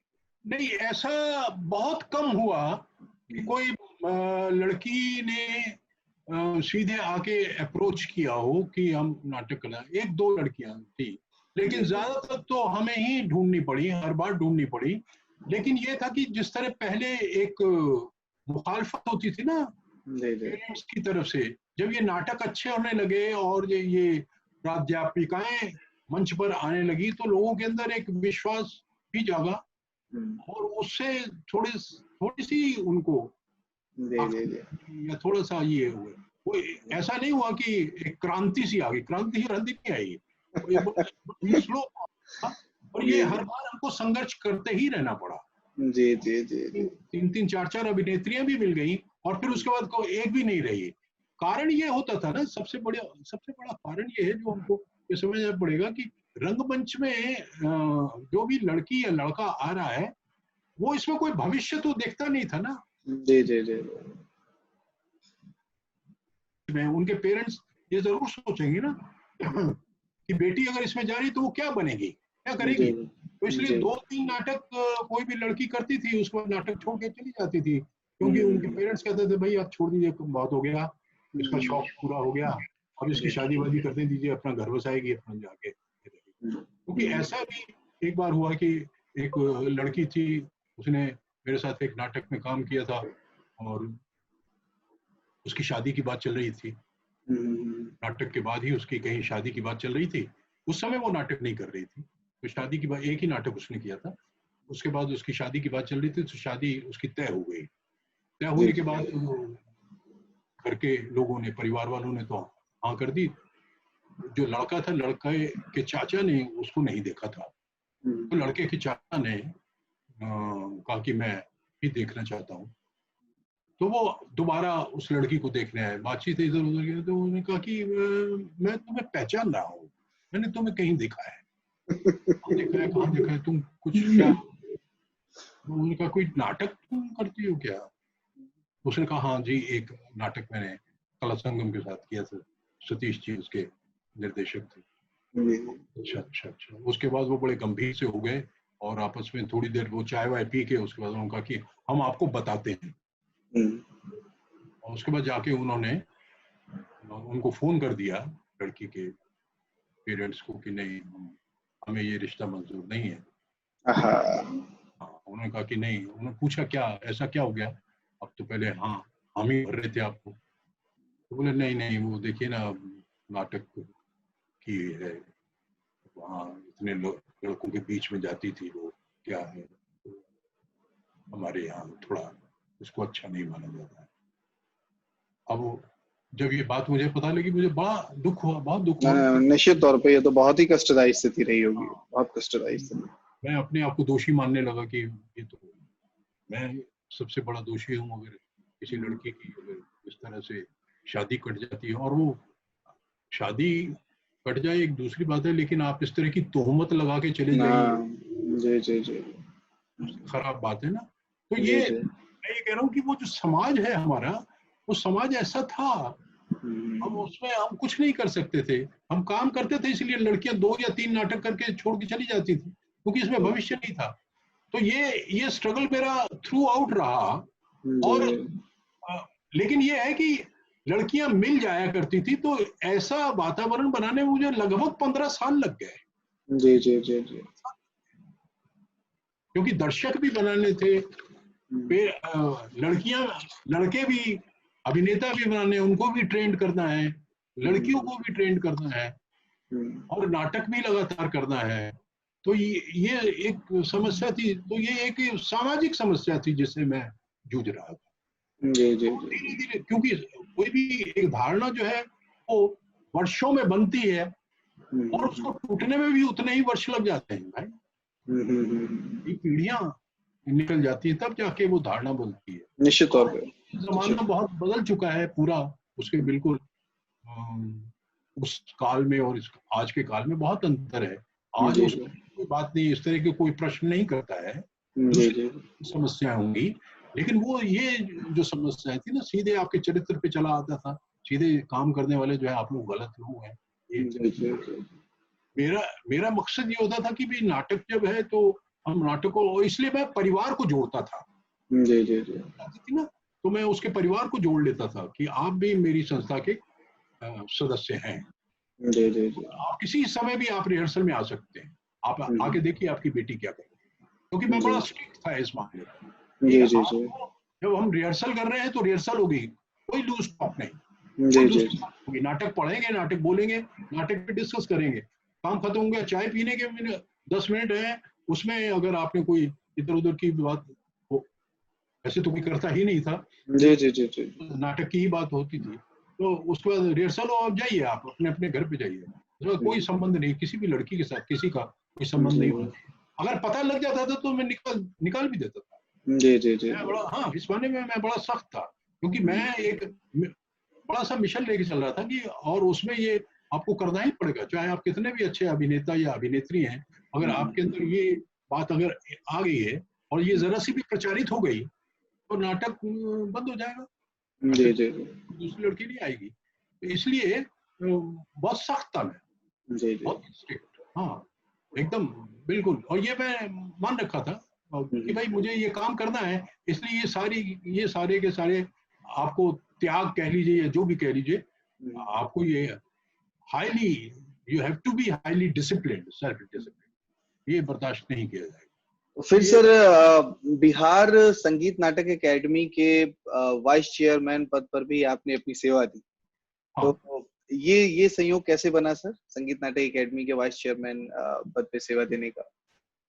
नहीं, ये चूंकि मैं लगातार काम कर रहा था और मैंने बहुत काम किया बिहार में। जब ये कल्चर डिपार्टमेंट बना, तो कल्चर डिपार्टमेंट में मुझे उन्होंने जोड़ा अपने साथ, और मुझे कहा कि आप योजनाएं बताइए क्या क्या हम लोग काम करें। तो मैंने उनको योजनाएं काफी बना के दी थी।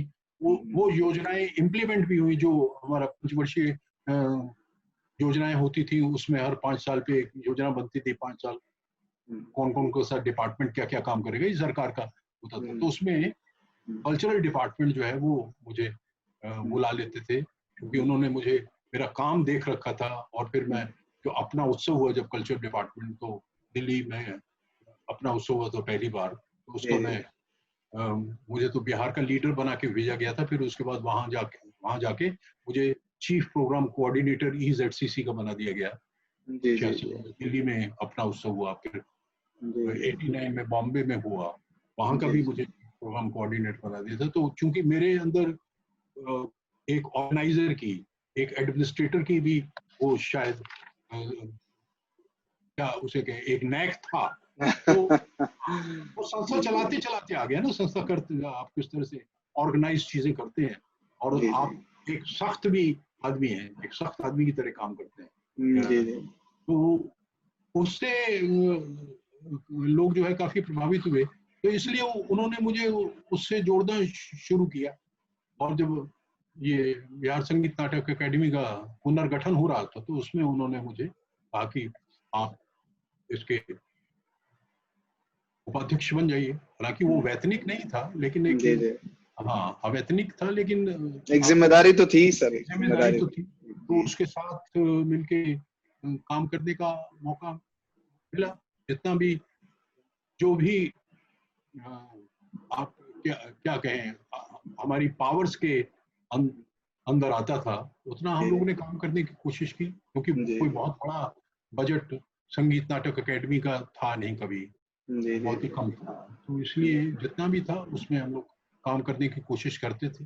और तब तक मेरी संस्था काफी पॉपुलर हो चुकी थी, हम पटना से बाहर निकल के भी काम करने लग गए थे, जी जी ऐसा हो गया था। तो इसलिए उनको ये लगा कि ये आदमी इस योग्य है, ये मुझे वो उन्होंने भर दिया और मैं उससे जुड़ा। जी।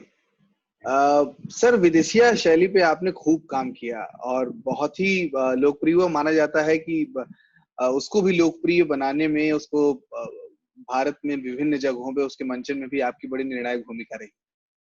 हाँ, वो विदेशीय शैली शैली जो है सॉरी विदेशीय शैली जो है वो असल में संगीत नाटक अकेडमी ने 1984 में एक उनकी योजना उन्होंने निकाली थी कि वो फाइनेंशियल असिस्टेंस देंगे उन डायरेक्टर्स को, उन निर्देशकों को जो अपने यहाँ के उनके जो जिस प्रदेश में वो रहते हैं उस प्रदेश की जो जो नाट्य रूप है जो विलुप्त हो गए हैं या विलुप्त होने के कगार पर हैं या अभी भी हैं, परंपरा में हैं, उनमें से उनकी नाटकीय तत्व, वहां से नाटकीय तत्व लेके अगर वो कोई एक नई रंग भाषा का निर्माण कर सके, सृजन कर सकें, तो उसमें मुझे उन्होंने ये ऑफर भेजा था, क्या आप ऐसा कर सकते हैं बिहार में?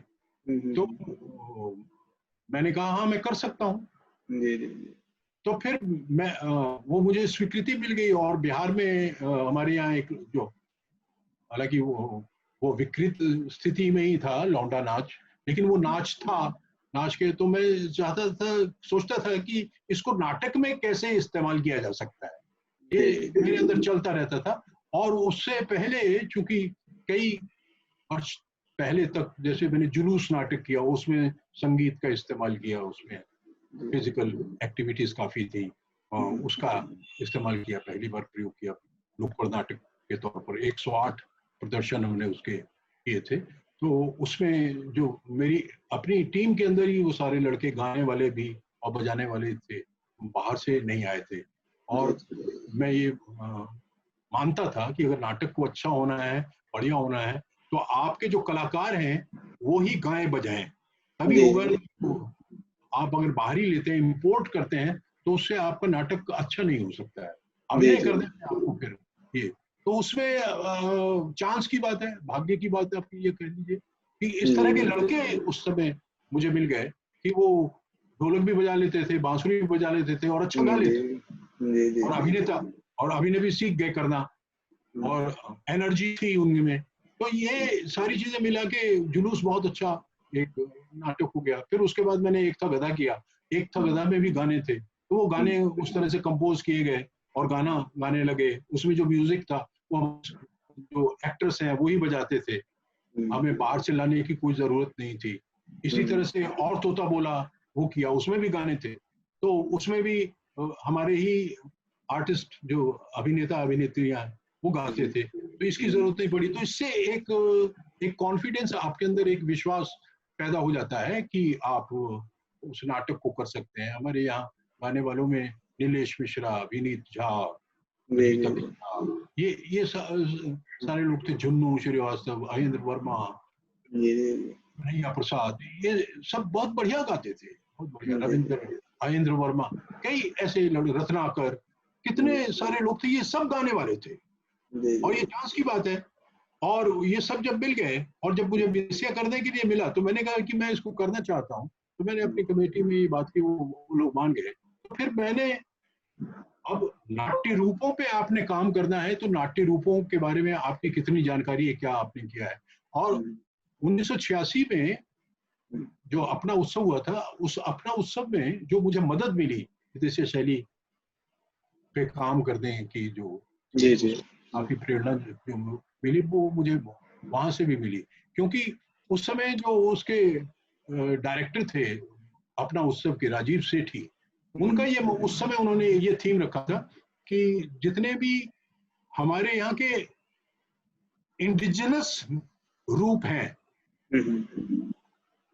चाहे वो डांस के फॉर्म में हो, चाहे नाटक के फॉर्म में हो, चाहे गीतों के हो, किसी भी फॉर्म में, वो सारे इंडिजिनस हों, वैसे ही रूप लाए जाएं, दिखाया जाए। उस पहले अपना उत्सव में ये कोशिश थी।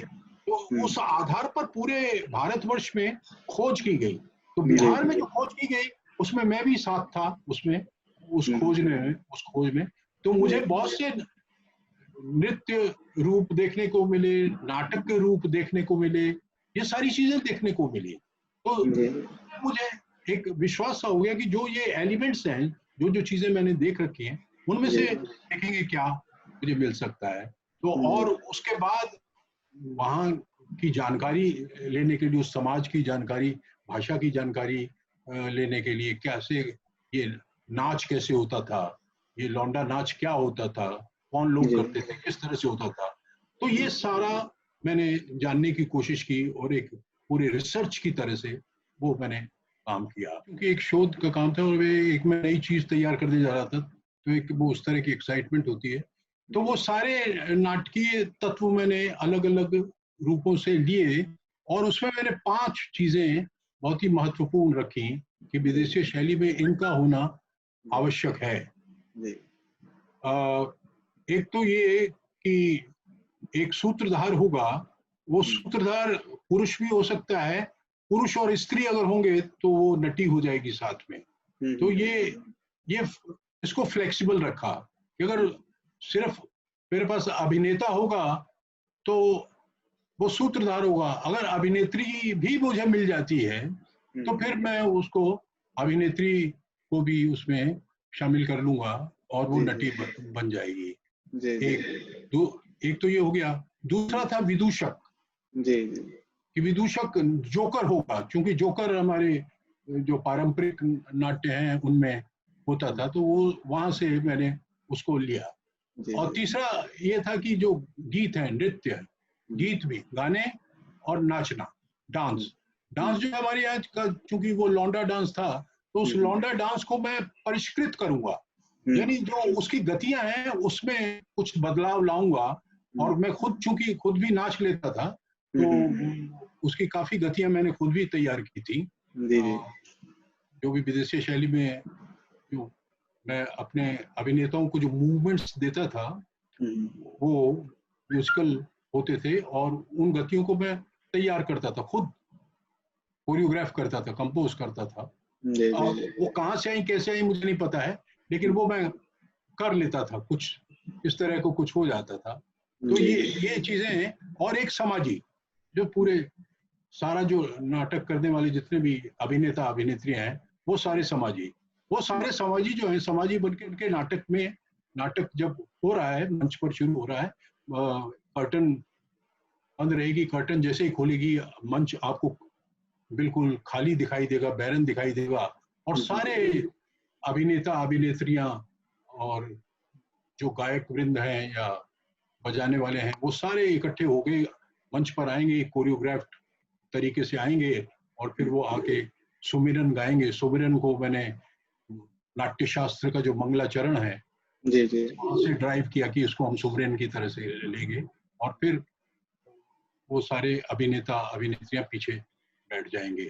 और अब नाटक का जो कोई भी पात्र होगा वो उसमें से उठेगा, जनता के सामने उठेगा, क्योंकि वो सारे के सारे जो बैठे हैं समाजी वो थ्रू आउट नाटक में मंचन के दौरान मंच पर ही रहेंगे। मंच पर रहेंगे। अगर जी, हाँ, अगर हम इंटरवल रखते हैं, मध्यांतर होता है, तब वो बाहर जा सकते हैं, नहीं तो बीच में नहीं जा सकते हैं। वो जी। वहीं पे बैठे रहेंगे। जी जी। ये एक मैंने उसके लिए, यानी आप ये कहें कि एक नियम, एक प्रिंसिपल बना दिया, इस तरह से होगा। और उसी में से पात्र उठेगा, वो जब वो उठेगा तो वो पात्र होगा, जो बैठा है तो वो समाजी होगा। अब बैठ के आपने उठना है। अब ये जो अंतर आता है, इसमें आप एक अभिनेता, आप पात्र हैं। अब आपका अभिनय कौशल कितना है, ये आपको उससे पता लगेगा। आपको विद इन 2 और 3 सेकेंड्स आपने अपने आप को चरित्र में ले जाना है। जी जी जी। और आप आगे आए, अग्रभाग में आए, अपना अभिनय किया, जिसके साथ भी आपने बात करनी है। अकेले हैं तो अकेले, अगर दो किसी और के साथ आपकी कोई गुफ्तगू है, आप अपने संवाद बोलना चाहते हैं, जैसा भी है, और उसके बाद जब आप लौटेंगे तो उसकी पीछे जाके समाजियों में बैठ जाएंगे। आपकी एग्जिट जो है वो एक पात्र की तरह होगी, और बैठेंगे आप।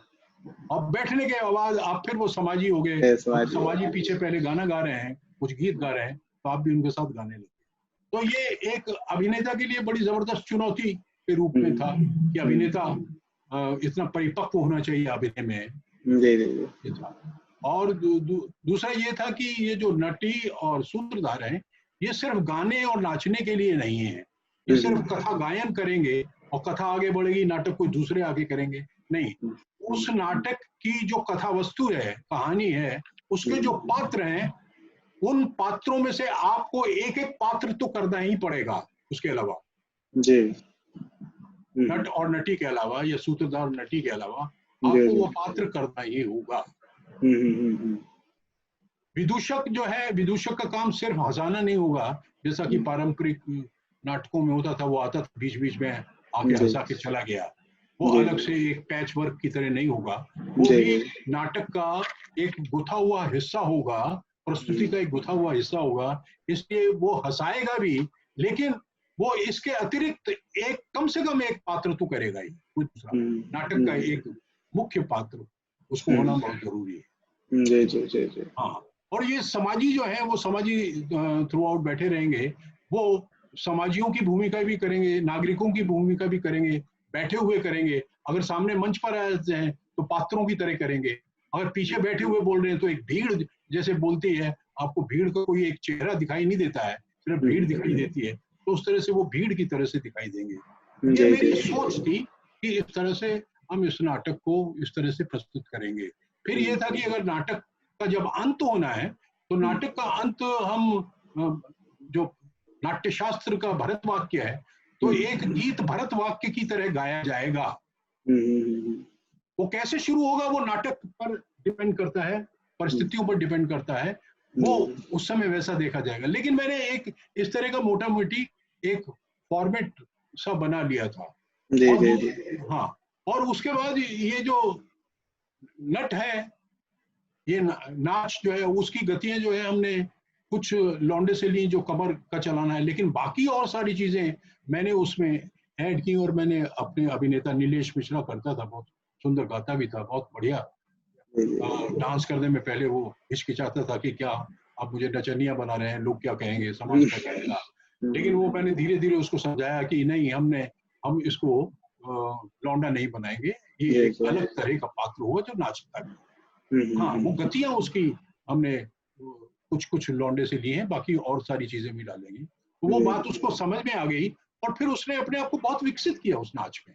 अपनी तरफ से उसने वो चक्कर लेने शुरू किया, और बड़े खूबसूरत वो चक्कर लेता था, बहुत बढ़िया उसने उसको बना दिया था। तो इस तरह से ये, और दूसरा ये है कि गाते हुए, अब जैसे उसने अपना नाच बंद करना है, नाचा है, नाच बंद करना है, तो जो कथक में कथक डांस में एक जो तिहाई लेके डांसर रुकता है ना, तिहाई लेता है, तो मैंने वो तिहाई उसमें डाल दी है। वो तिहाई जो है वो मेरा सूत्रधार लेगा, तो वो तिहाई भी बिल्कुल परफेक्ट कथक की नहीं, उसमें कुछ थोड़ा सा हल्का सा थोड़ा गड़बड़ करके, ताकि वो ऐसा नहीं लगे कि उसकी कॉपी है, लेकिन वो एलिमेंट मैंने वहीं से ड्राइव किया। ये मैं आपको बता रहा हूँ, लोगों को नहीं बताता। जी जी जी जी जी जी। तो ये एलिमेंट मैंने उसमें डाला, और इस तरह से जब जब डांस होता था या उसमें उसने बीच में कुछ गाया और रुका, रुकने के बाद वो तिहाई लेके रुकता था, फिर उसने अपने अगर कुछ संवाद बोलने के बाद फिर वो कुछ नाच करने लगा है तो ऐसा करके उसको हम लोग बंद करते थे। तो इस तरह से उसका एक बड़ा रोचक और बहुत ही एस्थेटिक फुल उस सूत्रधार को हमने वो रूप दिया। और अमली कहानी जो ऋषिकेश सुलभ की है वो छपी थी, सारिका में छपी थी, तो उसका नाट्य रूपांतरण हम लोगों ने वहीं बैठ के पूरा, यानी वर्कशॉप में जैसे तैयार किया जाता है ना नाटक, तो रूपांतरण भी वहीं हुआ। उसमें सब लोगों ने कंट्रीब्यूट किया, क्योंकि मैं भोजपुरी से उतना ज्यादा वाकफियत मेरी वैसी भाषा से नहीं थी, बोलचाल तक थी, तो बाकी जितने भी भोजपुरी भाषी मेरे यहाँ लड़के थे वो सारे के सारे कंट्रीब्यूट करते थे कि ये भाषा इस्तेमाल की जाती है, ये की जा सकती है। तो इस तरह से हम लोग चुनाव करते थे और उसकी तैयारी हुई।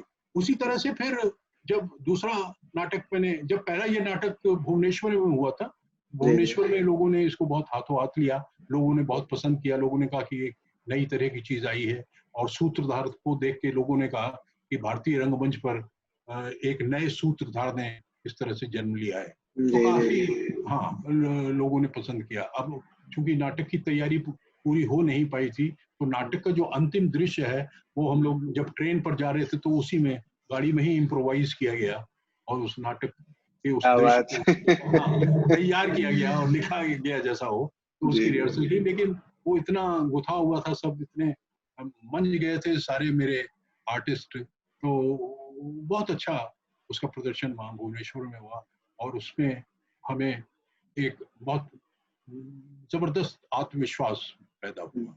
इसके बाद मैंने दूसरा नाटक माटी गाड़ी मृच्छकटिकम किया। मृच्छकटिकम में भी इसी तरह से बिहार के ही, वो तो संस्कृत नाटक था, लेकिन अब उसमें सूत्रधार और नटी हमने दो रखे थे। अब ये भोजपुरी बोलते थे, भोजपुरी गीत गाते थे, भोजपुरी में सारे संवाद थे उसके। वसंत सेना के भी सारे संवाद हम लोगों ने भोजपुरी में ट्रांसलेट किए। म्यूजिक में मैंने सिर्फ भोजपुर के इलाके का म्यूजिक नहीं रखा, बिहार के किसी भी जगह की कोई चीज, किसी भी नाट्य रूप की या किसी भी कोई भी संगीत, किसी भी हमारे वहाँ का उसका मैं इस्तेमाल करता था, उसकी धुन में ले लेता था और उस पर वो गीत हम लोग लिखते थे। उसमें अब विद्यापति के जो गीत हैं उनके गीतों की धुन का इस्तेमाल मैंने उसमें किया था। खिलौना एक हमारे यहाँ जब बच्चा बड़ा होता है तो खिलौना गीत गाया जाता है, वो उसको रखा था। और वो माटी गाड़ी का जो थीम है, अब आप माटी गाड़ी अगर मृच्छकटिकम आप पढ़ें तो जो माटी गाड़ी वाला वो दृश्य है ना, वो बिल्कुल एक रेफरेंस की तरह से आता है और निकल जाता है, भाग जाता है। वो कोई इम्पैक्ट अपना छोड़ता नहीं है कि ये क्या है।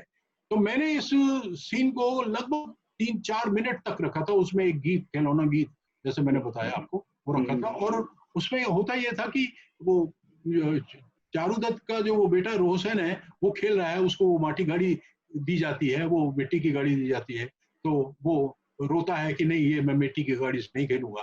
लेकिन ये जो वसंत सेना है वो उसको दुलारती है, पुचकारती है, क्योंकि उसकी जो माँ है उसने शायद उसको थप्पड़ मार दिया था, वो जिद कर रहा था, तो फिर ये उसको खिलाती है। और उसमें ये गाड़ी लेके चल रहा है, आगे चल रहा है रोशन, तो अपने सारे गहने उतार के उसमें डाल देती है।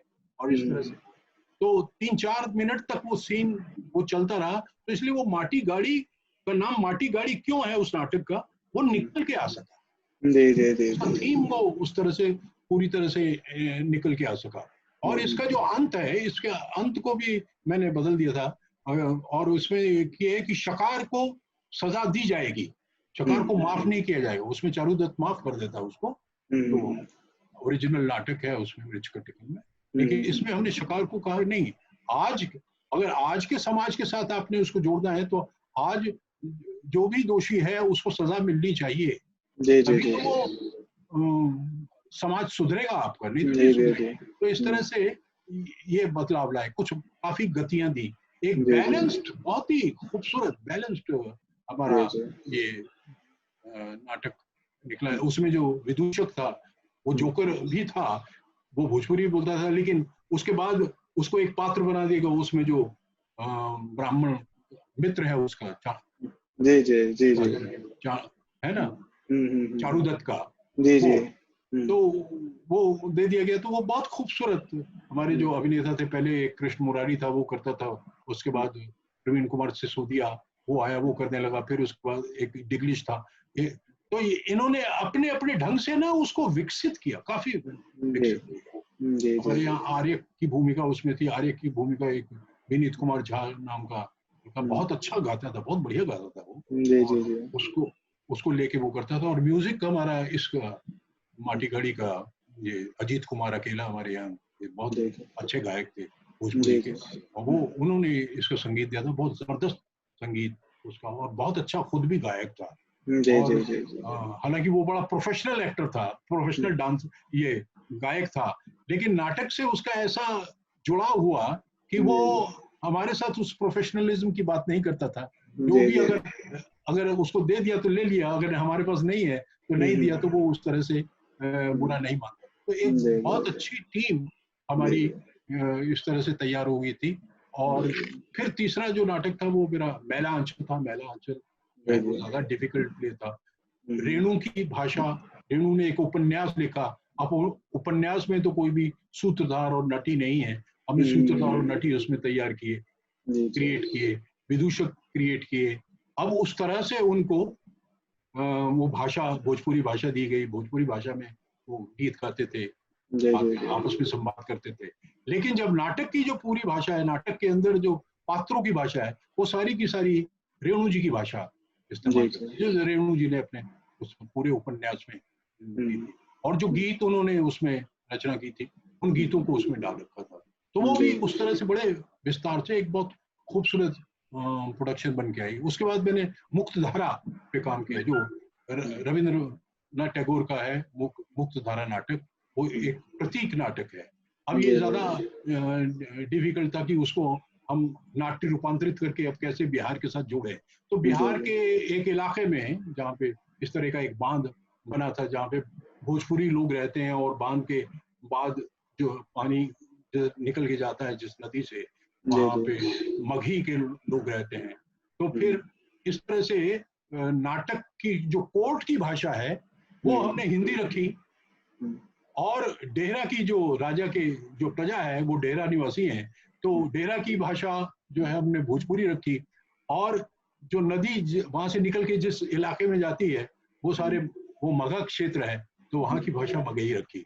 तो 3 भाषाओं का मैंने इसमें इस्तेमाल किया, जो बड़ा सुंदर, बहुत सुंदर, बहुत खूबसूरती से निकल के आया।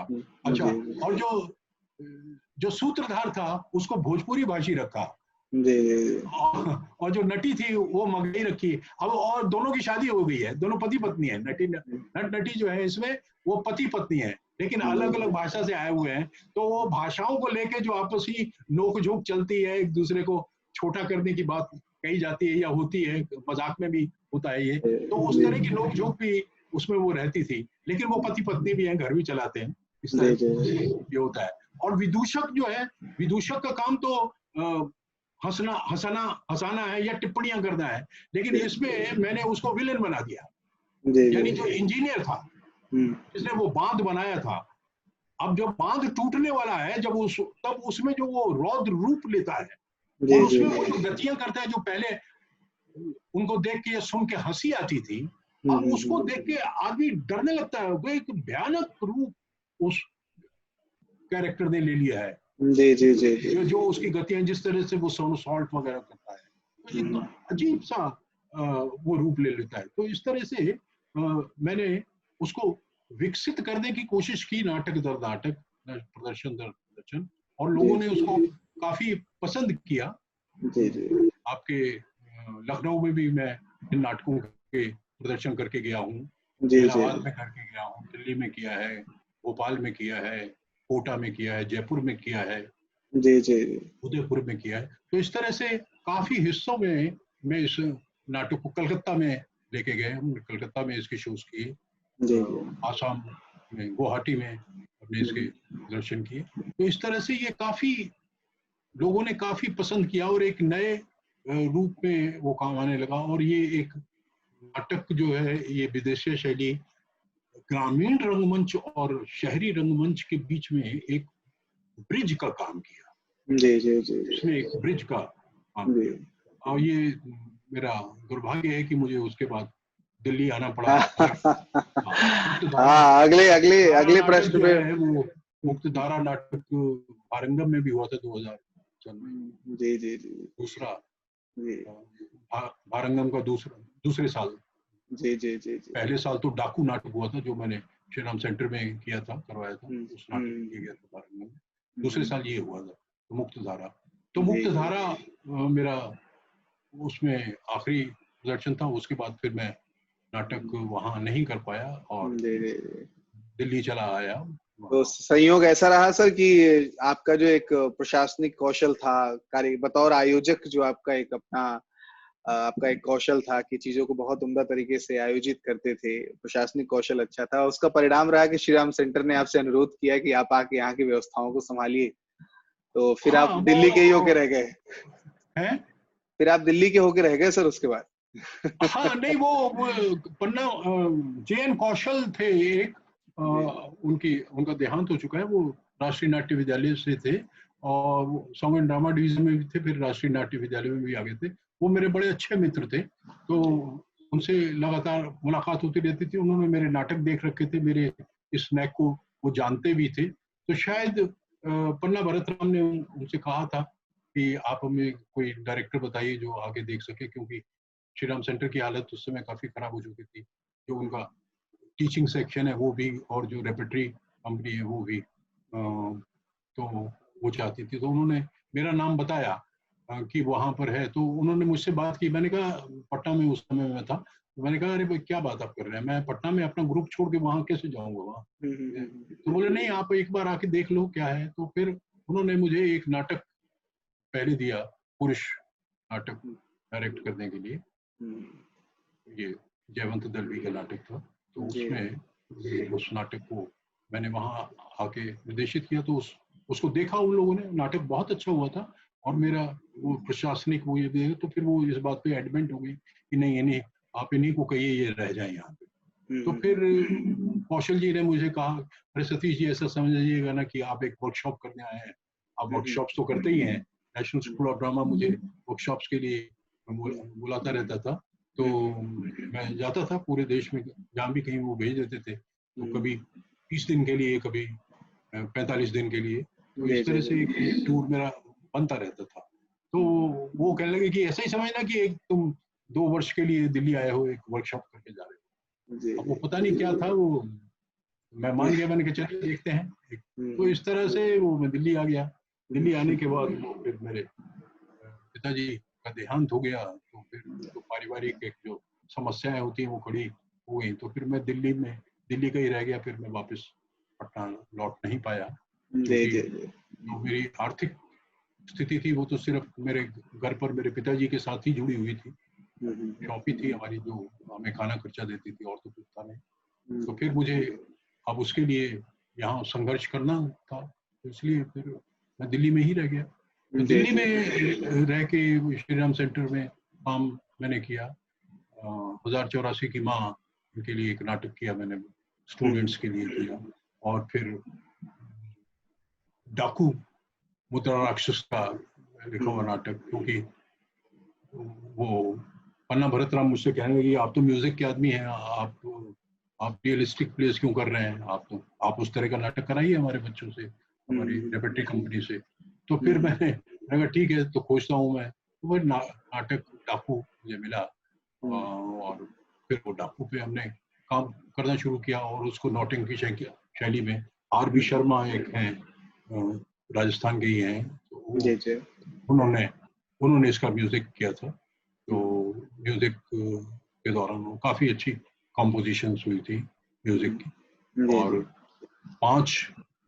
पांच म्यूजिशियन हर रोज नाटक के साथ रिहर्सल करते थे। तो इसकी हमने तैयारी की, और ये जब इसका प्रदर्शन हुआ तो बहुत बढ़िया हुआ, बहुत ही अच्छा हुआ। जी जी हालांकि उसमें जो स्टूडेंट्स थे, स्टूडेंट्स में नहीं, रेपेटरी कंपनी में 3-4 गाने वाले बहुत अच्छे थे। तो अब नौटंकी है तो नौटंकी में अगर एक्टर गा नहीं सकता तो बेकार है, क्योंकि बैकग्राउंड से तो चलेगा नहीं और बेसुरा गाने से तो चलेगा नहीं। और दूसरा ये है कि एक ही धुन तो आपने गानी नहीं है, अलग अलग धुनें हैं। बहरे तबीर भी है तो उसकी अलग धुनें हैं, चौबोला है तो उसको अलग अलग ढंग से गाया जाएगा। एक ही ढंग से आप गाते रहिएगा तो आप बोर हो जाएंगे। तो वो जिस तरह से गाने की कंपोजिशन डायरेक्टर ने की है तो आपको तो गानी पड़ेंगी। तो अभिनेता उसमें सक्षम होना चाहिए, अभिनेता अभिनेत्री। क्योंकि रियलिस्टिक नाटक इतने ज्यादा हो रहे थे कई वर्षों से लगातार, तो ये समस्या रंगमंच के सामने थी कि उसमें जो आने वाले लड़के लड़कियां हैं उसमें बहुत कम गायक हुआ करते थे, या नहीं के बराबर। कई बार पूरे सेशन में ही कोई लड़का कोई लड़की गाने वाली नहीं, सारे बेसुरे होते थे, गाने पे ध्यान ही नहीं दिया जाता। क्योंकि सारे यथार्थवादी नाटक हुआ करते थे, यथार्थवादी अभिनय हुआ करते थे, उसमें गीतों की कोई गुंजाइश ही नहीं थी, गाने की कोई गुंजाइश रखी नहीं थी नाटकों में। तो इसलिए ये एक मुश्किल थी, यहाँ भी हमको पेश आई थी। लेकिन वो हमारा काम चल गया। एक लड़की थी वो गा लेती थी, तो उसमें जो मुख्य भूमिका कर रही थी वो लड़की बहुत अच्छा गाती थी। लेकिन बहुत बहुत उम्दा यात्रा रही सर आपकी। बिहार में एक पूरी रंग क्रांति करने के बाद आप दिल्ली में भी बहुत उम्दा और अभी भी लगातार क्रियाशील बने हुए। बहुत कुछ इस इंटरव्यू में हम लोगों को और भी जानना था, लेकिन हम सभी समय सीमा में बंधे हुए हैं। 2-3 बातें मैं ज्यादा समय नहीं लूंगा तो कहना चाहूंगा। जो दिल्ली में मैं आया तो फिर मैं अलग हो गया एसआरसी से, फिर मैं फ्रीलांसर हो गया। फ्रीलांसिंग में फिर मैं संगीत नाटक अकेडमी के साथ जुड़ा। संगीत नाटक अकेडमी ने मुझे बहुत सी वर्कशॉप दी, उसमें ओम प्रकाश भारती थे, जयंत कस्तुआर थे, ये भटनागर थी, किरण भटनागर, ये इन लोगों ने मुझे बहुत काम दिया क्योंकि ये मेरे काम से वाकिफ थे। तो इस तरह से इन्होंने मुझे काफी वर्कशॉप्स दी। तो फिर इनकी कई वर्कशॉप्स मैंने ऑर्गेनाइज की पूरे भारतवर्ष में।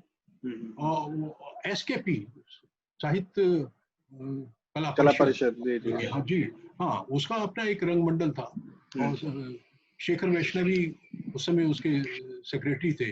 उनकी बहुत सारी योजनाएं थी कि नाटक को कैसे करना चाहिए, क्या चाहिए। और एक वो बहुत बड़ा एक रंगमंडल उस तरह का स्थापित करना चाहते थे कि राष्ट्रीय नाट्य विद्यालय एक है तो एक और भी इस तरह का खड़ा हो। क्योंकि सिर्फ एक कोई ग्रुप तो काम करे तो काम नहीं चल सकता है। इतने बड़े देश में आपके पास कई रंगमंडल होने चाहिए। तो उस तरह से उन्होंने, उनकी योजनाएं थी नाटकों को लेकर, तो उसमें उन्होंने मुझसे बहुत काम कराया। उनके कई नाटक मैंने किए। उसी में मैंने 3 पेनी ओपेरा पहले किया, फिर उसके बाद दीदी ठाकुरन जो फणीश्वरनाथ रेणु का उपन्यास है जुलूस, उसका नाट्य रूपांतरण था, उसको किया। वो बहुत डिफिकल्ट सा था, लेकिन इतना सुंदर वहाँ के अभिनेता अभिनेत्रियों ने किया। उसमें एक दीक्षा थी लड़की, दीक्षा ठाकुर, उसने उसमें बहुत अच्छी भूमिका की थी। और सारे उनके अभिनेता अभिनेत्रियां इतने अच्छे निकले हैं, कोई कहने के। उसके बाद अन्वेषक जो है प्रताप सहगल का नाटक है, उसपे हमने दोनों ने मिलकर काफी मेहनत की और उसको एक ऐसा रूप दे दिया। वो बिल्कुल एक मॉडर्न क्लासिक है। इतना उसकी इतनी अच्छी प्रस्तुति हुई कि लोग कहने लगे कि ये आधुनिक भारतीय रंगमंच पे एक नया चैप्टर एक जोड़ता है वो नाटक। इतना सशक्त वो नाटक है, इतनी अच्छी प्रस्तुति भी थी। और चूंकि वो बड़ी टीम है और उसमें बहुत खर्च चाहिए, और तो वो ज्यादा उसके शोज वो नहीं पाए, लेकिन वो नाटक इस तरह का था। और फिर उसके बाद इन्होंने ये जो नाट्य लेखन की प्रतियोगिताएं होती हैं, उसमें जो नाटक सिलेक्ट होते थे, फर्स्ट सेकंड थर्ड फोर्थ आते थे। पहले ये सिर्फ पुरस्कार दे देते थे, उसके बाद इन्होंने योजनाएं बनाई कि नहीं, इनके प्रदर्शन भी होने चाहिए। तो फिर इन्होंने मुझसे उसके प्रदर्शन करवाए। जब तक शेखर वैष्णवी थे वो तो वो हर वर्ष मुझे या हर 2 वर्ष पर उनका ये होता था तो मुझे एक नाटक दे दिया करते थे और मैं उस नाटक को करता था और बार बार कर दे। हालांकि लोग कहते थे कि आप इसलिए इस नाटक को करते हैं, ये नाटक करने देखने में ऐसा कुछ नहीं है या पढ़ने में ऐसा कुछ नहीं लग रहा है कि इसको बार बार खेला जाए। मैंने कहा मैंने जैसी तैयारी की है मैं तो इसको बार बार खेलना चाहूंगा अगर मेरे पास पैसे हो तो। सिर्फ पैसे के लिए ही मैं एक नाटक नहीं कर रहा हूँ, क्योंकि वो एक नाटक को तैयार करने में मैं अपना सब कुछ लगा देता हूँ। तो मैं तो ये चाहूंगा कि उस नाटक का बार बार प्रदर्शन हो और उसको आगे किया जाए। तो इस तरह से उनके शेखर जी जब रिटायर कर गए उसके बाद जेपी सिंह, हाँ, तो वो भी मुझे फिर उन्होंने भी मेरा काम तो देख ही रखा था। फिर वो भी मुझे जब जरूरत पड़ती थी मेरी मुझे बुला लेते थे और नाटक देते थे इस तरह से।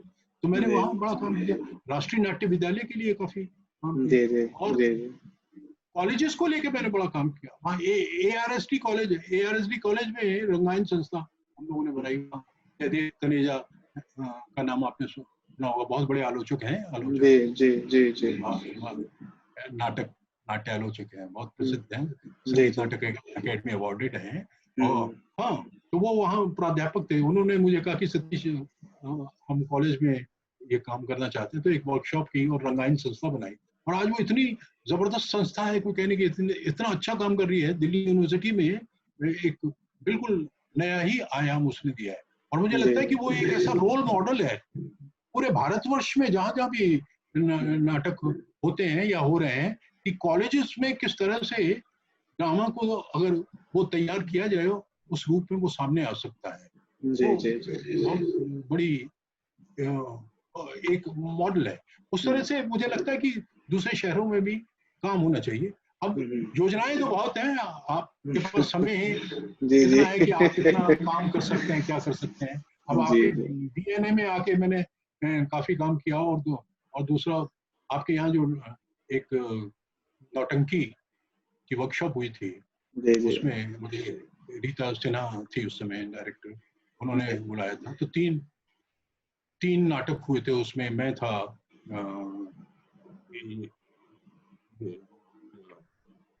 उर्मिल थपलियाल थे और त्रिवेदी थे। अरुण त्रिवेदी जी। हाँ, अरुण त्रिवेदी जी थे? नहीं अरुण नहीं, मैं भूल रहा हूँ। लोकेंद्र थे। तो हम लोग तीनों ने मिलके, और वो उसमें सबसे खूबसूरत बात ये थी कि जो पारंपरिक नौटंकी करने वाले हैं उन्हीं कलाकारों के साथ करनी है, शहरी लोगों के साथ नहीं करनी थी, उनको तैयार करना। तो मुझे एक बांदा की पार्टी मिली थी, वो राजेंद्र जी की पार्टी थी। अब पता नहीं उनके संपर्क में अब रहा नहीं या संपर्क हमारा नहीं वैसा बन सका। बहुत खूबसूरत पार्टी, वो सारे के सारे मजदूर वर्ग के थे। उसी तरह से एक पार्टी जो इनको लोकेंद्र को मिली थी और एक पार्टी उसी तरह से थपलियाल जी को मिली थी। तो हम लोग तीनों पार्टियों को लेके अलग अलग काम करते थे उसमें। अब जो पटना में, बिहार में मैंने जो समस्या देखी, यहाँ मैंने आपके यूपी में भी वो देखी। जब लड़की की जरूरत पड़ी तो कोई लड़की नाटक में काम करने को तैयार है, नौटंकी के नाम पे छटक जाती थी, आती थी, नौटंकी नहीं करेंगे, नौटंकी अच्छी चीज नहीं है। तो हाँ, नौटंकी एक अच्छी चीज नहीं है, समाज उसको एक्सेप्ट नहीं करता है, और ये सच है। आपने उस समाज में इस धारणा को बदलना है, इस धारणा को बदलना है। अब हमने जो नाटक किया उसमें सिर्फ एक छोटा सा रोल था जिसमें एक लड़की की जरूरत थी, कोई लड़की तैयार नहीं हुई शहर के। बहुत लोगों ने कोशिश की शहर में लड़कियां ढूंढने की, संस्थाओं में भी जाके, लेकिन नहीं, कोई लड़की तैयार नहीं। तो फिर एक स्टूडेंट थी, BNA की स्टूडेंट, फिर उसको उसमें खड़ा किया गया, उसको कहा गया, तो वो तैयार होगी, उसने फिर उसको किया। अब वो जो नाटक मैंने जो किया था मेरे साथ करना, वो निरक्षर थे, मेरे लिए एक नया अनुभव था। वो सारे के सारे निरक्षर थे। अब उनको वो राजेंद्र जी जो उनके लीडर थे, वो नाटक के डायलॉग्स उनको याद कराते थे।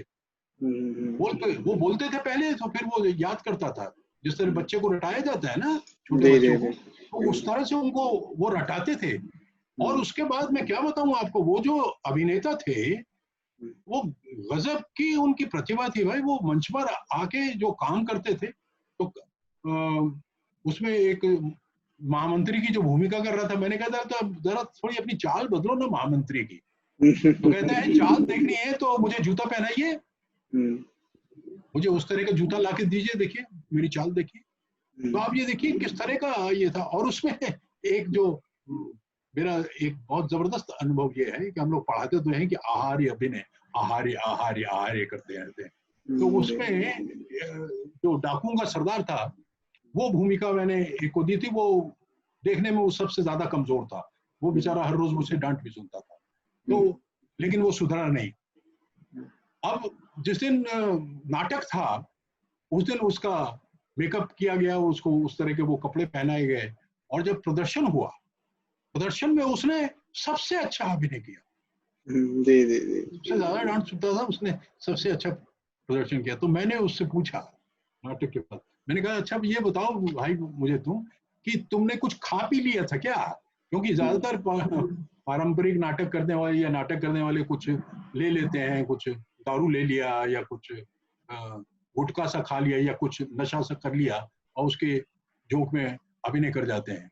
ऐसा हमारे यहाँ होता रहा है, अभी भी होता है। ऐसे कई कई अभिनेता हैं जो कहते हैं कि आपकी कंसंट्रेशन उससे ज्यादा बढ़ती है, जबकि मैं इस बात को नहीं मानता हूँ, मेरा विचार बिल्कुल अलग है। तो खैर, तो उसने बहुत अच्छा अभिनय। मैंने कहा तुमने कुछ खा पी लिया था क्या? बोला नहीं सर, नहीं ऐसा नहीं है। तो मैंने कहा क्या हुआ फिर, ये इतना अच्छा अभिनय तुमने कैसे किया?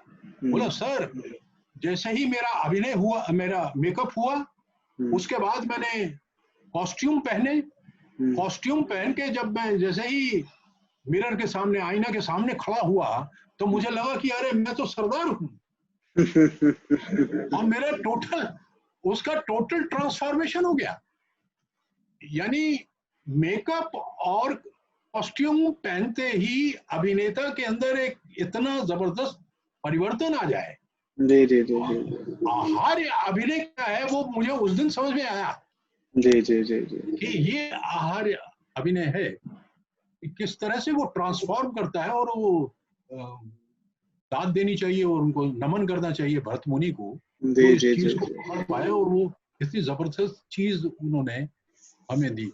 तो इस तरह से एक आपके यहाँ और भी बहुत सारे अनुभव हैं, लेकिन अब आपको समय नहीं है।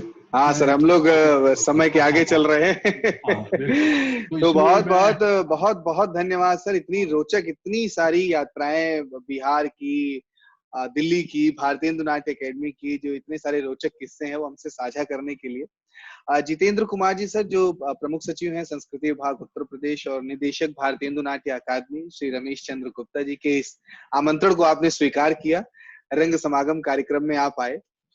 एक आखिरी संदेश आपकी तरफ से सर रंग समागम के लिए, फिर कार्यक्रम को हम समाप्ति की ओर ले जाएं। मैं सबसे पहले तो बीएनए को और आपके आयोजकों को दोनों को बहुत नमन करता हूँ, धन्यवाद देता हूँ। आपने मुझे ये मौका दिया, और बीएनए के साथ मैं लगभग 15 वर्ष के बाद, मेरे ख्याल 15 वर्ष या 16 वर्ष के बाद इस तरह से बातचीत कर पा रहा हूँ या जोड़ पा रहा हूँ। लेकिन ये सारे जो आपके उस समय जितने भी लोग थे, जुगल किशोर जी थे, अरुण त्रिवेदी थे, आपकी चित्रा मोहन पोखरिया, ललित पोखरिया जी थे, ये सब लोग मुझे याद आए आज।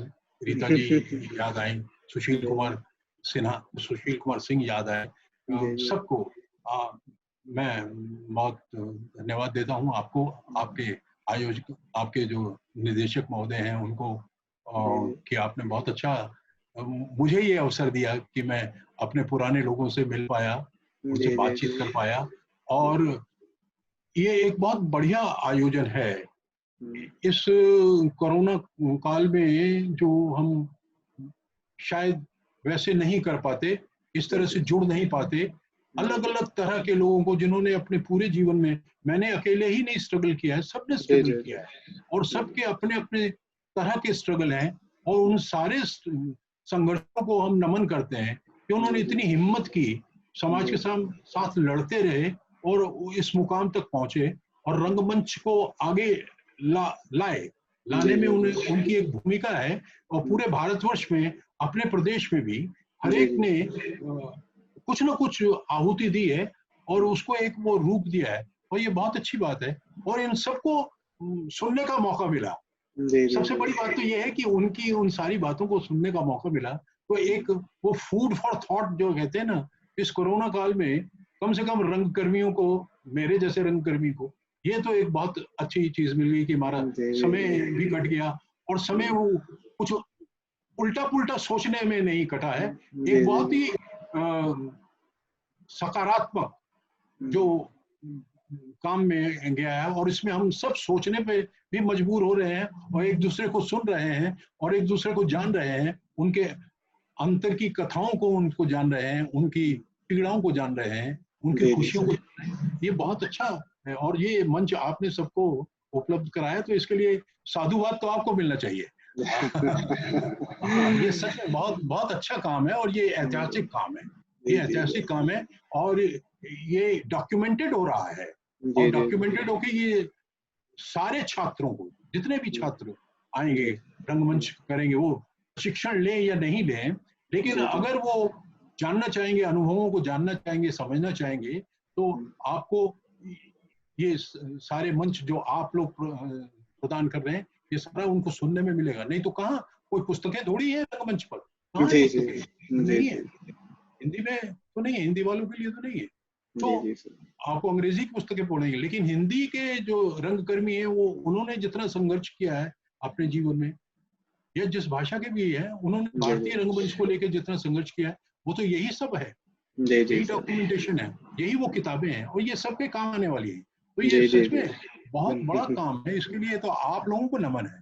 बहुत धन्यवाद। Thank you so much sir, बहुत बहुत धन्यवाद आपका सर, कि इतनी सारी स्मृतियां आपने साझा की इस भारतीय हिंदू नाट्य अकेडमी के इस पटल पर, और हमें अपना समय देने के लिए, अपनी इस यात्रा को साझा करने के लिए पूरे भारतीय हिंदू नाट्य अकेडमी परिवार की तरफ से बहुत बहुत धन्यवाद सर आपका। धन्यवाद। रंगमंच के लिए मेरे पास हमेशा समय है, आप जब चाहेंगे, और मुझे बड़ा मजा आता है, बहुत आनंद लेता हूँ मैं। मेरा जी sir, thank you sir, thank you so much sir, बहुत धन्यवाद। Good night.